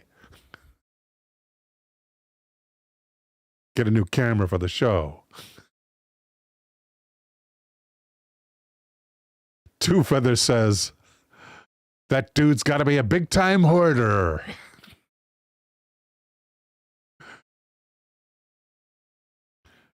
The time is 49 minutes after the hour. And we are now up to Verpeen's suggestion. Dinkamasi says E220 is a hell of a preservative. We are all embalming ourselves every time we eat fast food. But the Wiggler agrees. Yeah, bud, you gotta know when to sell that mummified burger.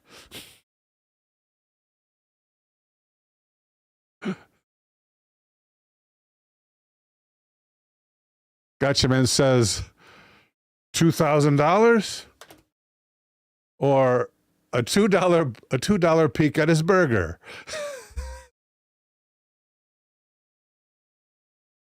There's a line out the front door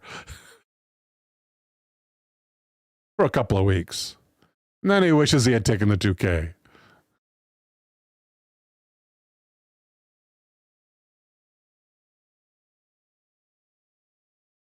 Kenga Kong says, I would go out and buy some more and put them in an old jacket pocket.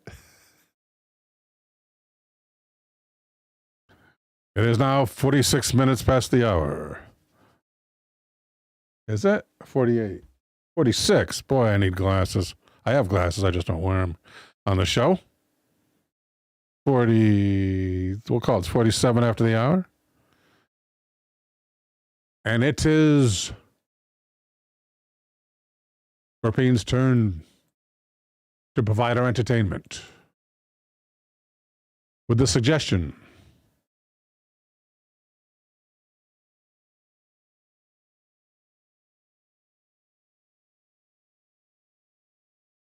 South African fighter plane, I think it is, shoots down UFO on the 7th of May, 1989.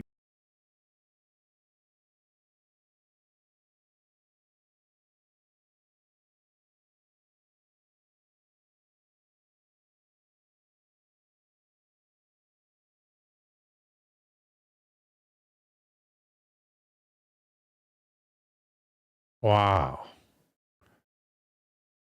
In the Kalahari Desert. Wow.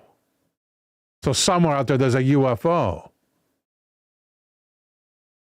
Kalahari. Look, let's look at that phenomenon.com. This has an interesting title.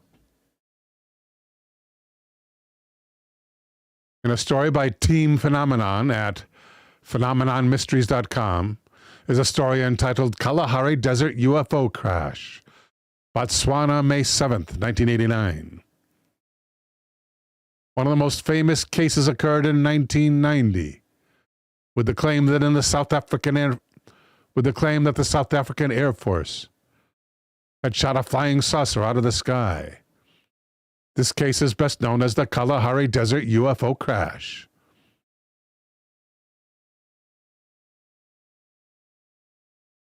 Enter Tony Dodd, a former police officer and coordinator of Quest, formerly the Yorkshire UFO Society. In July of 1990, he was contacted by Captain James Van Grunen. He is a Special Investigations Intelligence Officer with the South African Air Force. According to Van Grunen, a UFO had been shot down in the Kalahari Desert by 2 Mirage fighters. These fighters, which were armed with an experimental laser cannon. Grammar's a little off there. These fighters were armed with an experimental laser cannon. Why did they have to be armed with an experimental laser cannon? He provided Dodd with a small dossier of the case.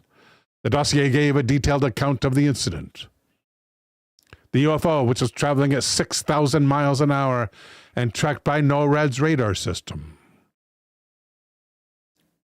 NORAD tracks the Kalahari Desert.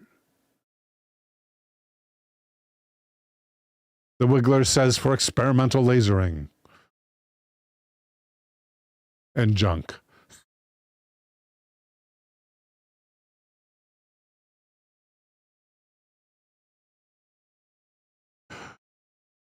Green Tea says 6,000 miles an hour. Wow.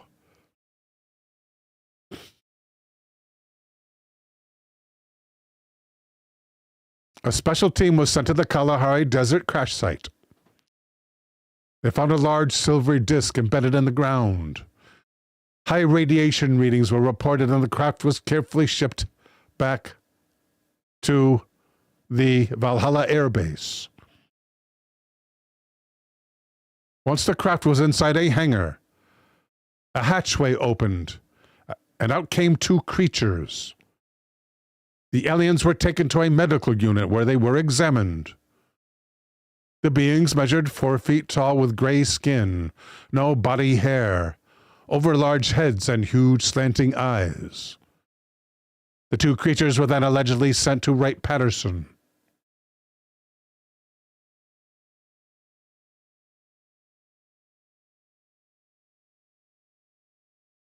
And that's all there is to the story. Next up,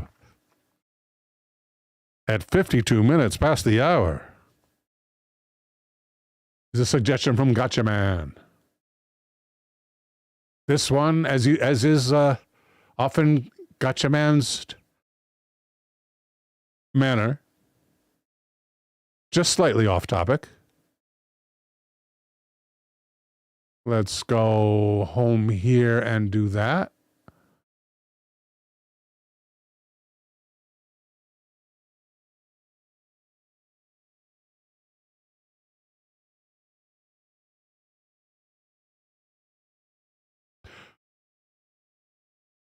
The place where they buried all those Atari 2600 ET cartridges.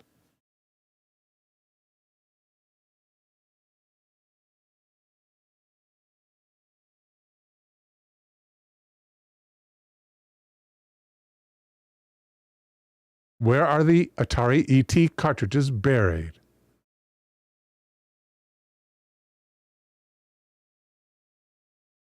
Here's where they were found. Let's do where they were found. 2014. The legend is true, it begins. This is at zeldadungeon.net, just where you'd expect to find this story, among other places. It's also on Wikipedia. It's also on the GeekWire. Juicy J says, the legend is true. All those years ago, Atari did bury unsold copies of E.T. for the Atari 2600. The excavation crew that set out to try and see if they were found them. Which means their efforts were not in vain. Huzzah! You don't see huzzah used very much anymore. Huzzah!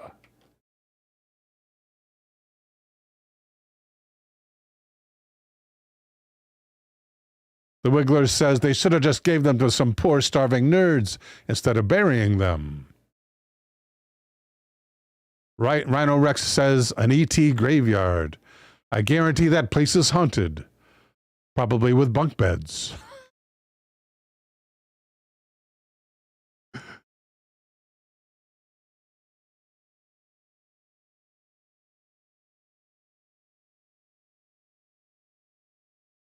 Oh, and there's a link here. Oh, it's a YouTube video. Let's just see the title. It should refuse to play.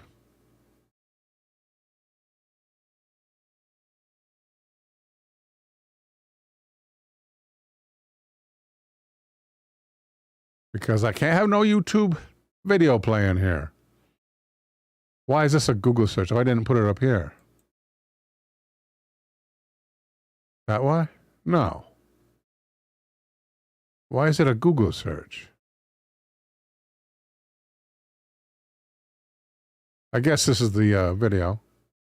Don't play. Do not play. Thank you. Verpine says, I remember playing the E.T. game. They deserve to be in a landfill. Huzzah!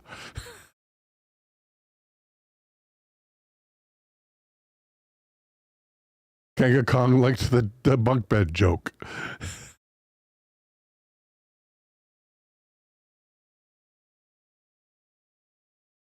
There's the proof. Watch the announcement declaring. No, we can't do that. Can't we find it?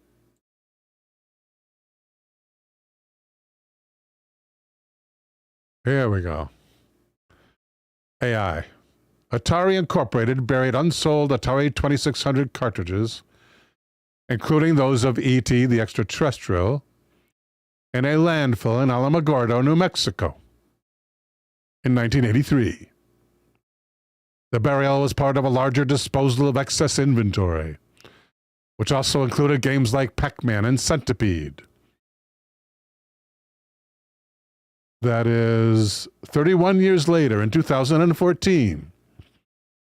The city of Alamogordo excavated the landfill, and some of the unearthed cartridges were sold on eBay, with E.T. cartridges fetching hundreds of dollars.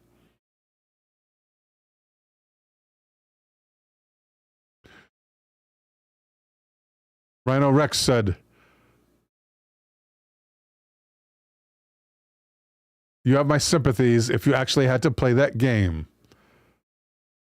You probably had to pretend you liked it as well.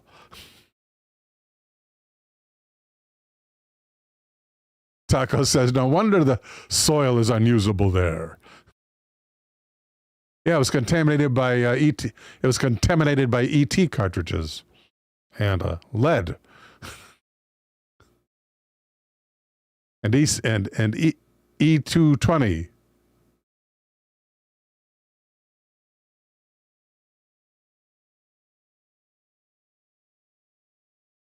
Can we get pictures of that?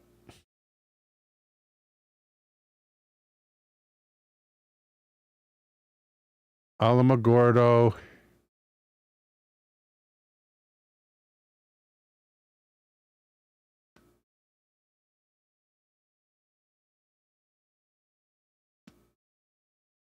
Game cartridges unearthed.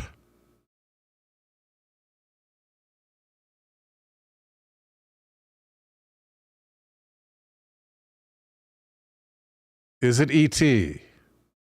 Oh, it's low res. Same one here. Kind of low res, but it looks like it's a sharp low res at least. Open image, a new tab.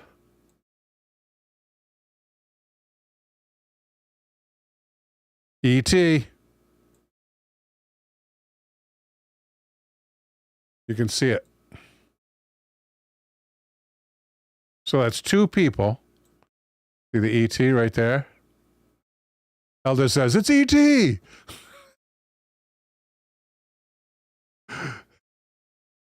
Yeah, definitely E.T. and more than one person holding it too. You got this guy.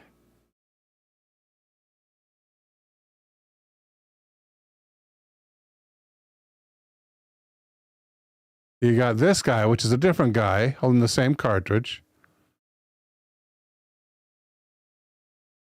But there were others. Why is this not going? Oh, that's the other thing. Never mind.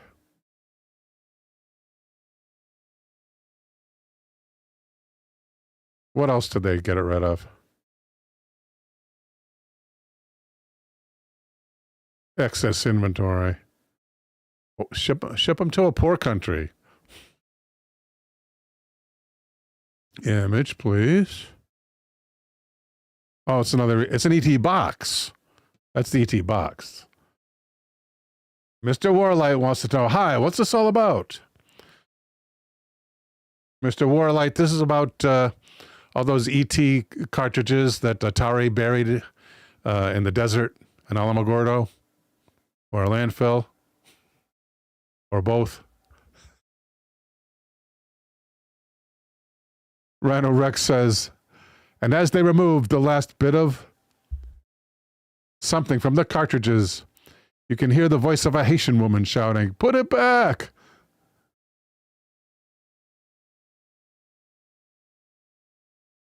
No idea what that means. More ET.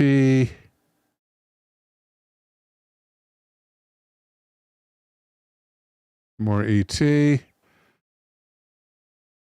What about that? Does that have something else? That may have something else. Let's open it up. It's very good resolution.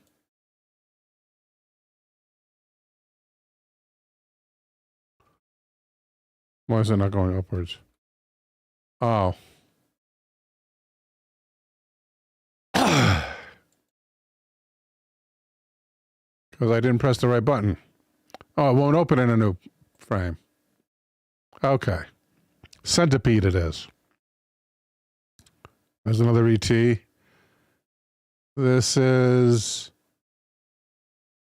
hard to tell.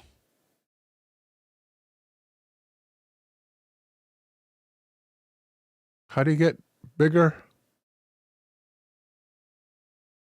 This is exactly opposite of the way it's supposed to be. Okay.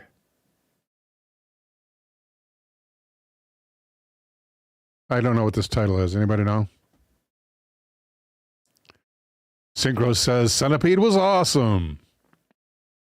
Verpain says, sending the ET game to another country may be against the Geneva Convention.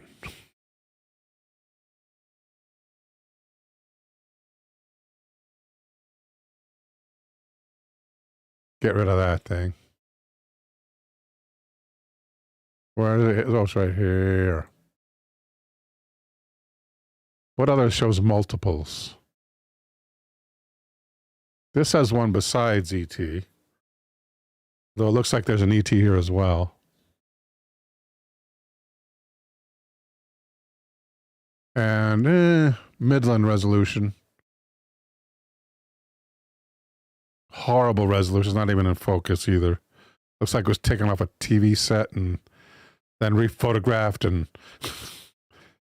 then that was put on a TV set and that was rephotographed.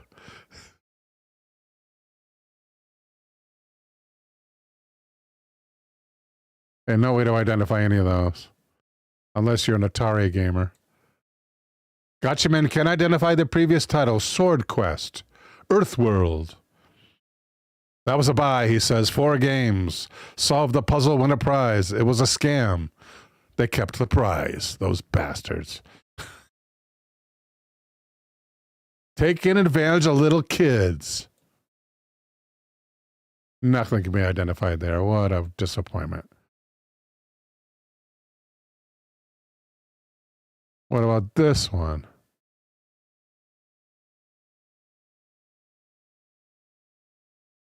Midland to high res. And the big kids too, Taco reminds us.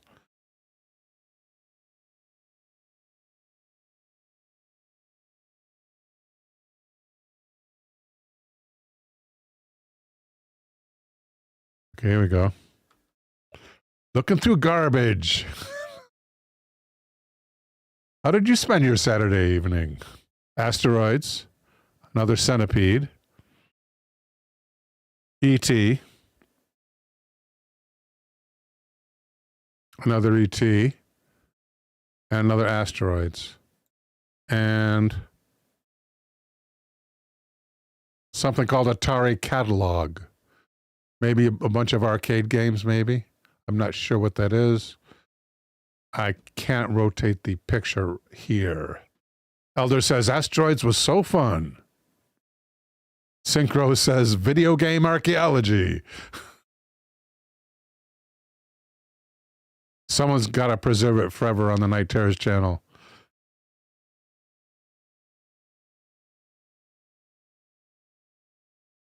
Taco says, instead of playing video games, I was either looking after a child or working or clubbing.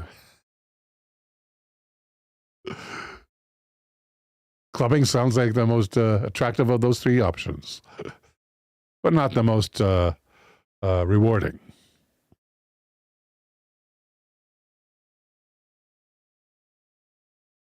Said the man with no progeny.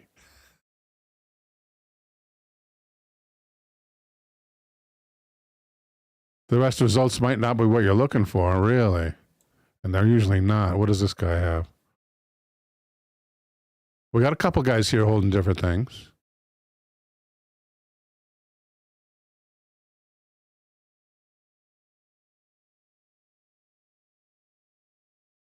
Why is it not opening the image itself in a new tab? That's ET, and unknown behind.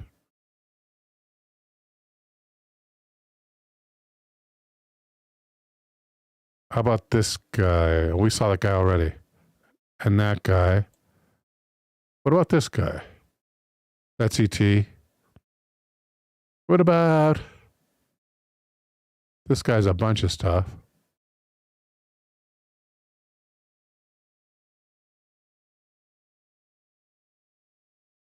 That's what I wanted to see.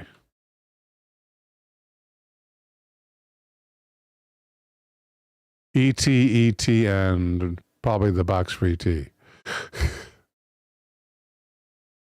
So lots of ETs there. The majority being ETs, so rumor confirmed. I can't believe that's the only pictures they have of it. What happens if you say Seymour anywhere?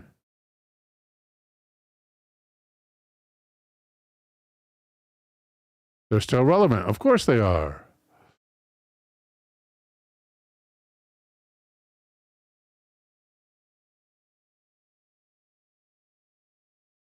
I don't think that's ET.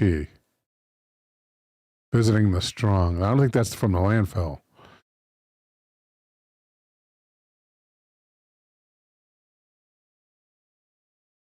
Atari game as an artifact.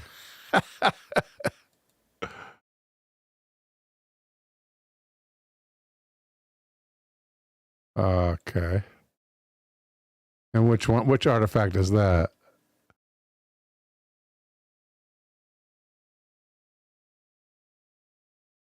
Centipede.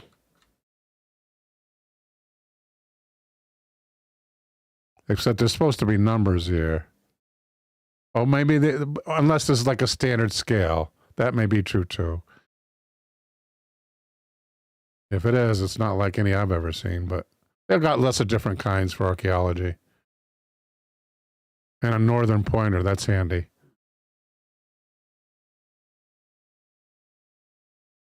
Decompose's favorites, Pac-Man, Frogger, and Pitfall. Froggers, of those Frogger. It's one of my absolute favorite games. Because I can actually play it and get them across sometimes.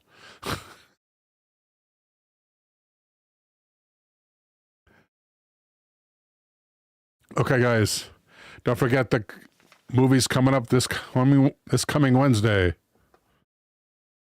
First, The Nightwalker, a dark and spooky movie about murder and deception, with so many twists and turns that it keeps you guessing into the very last frame.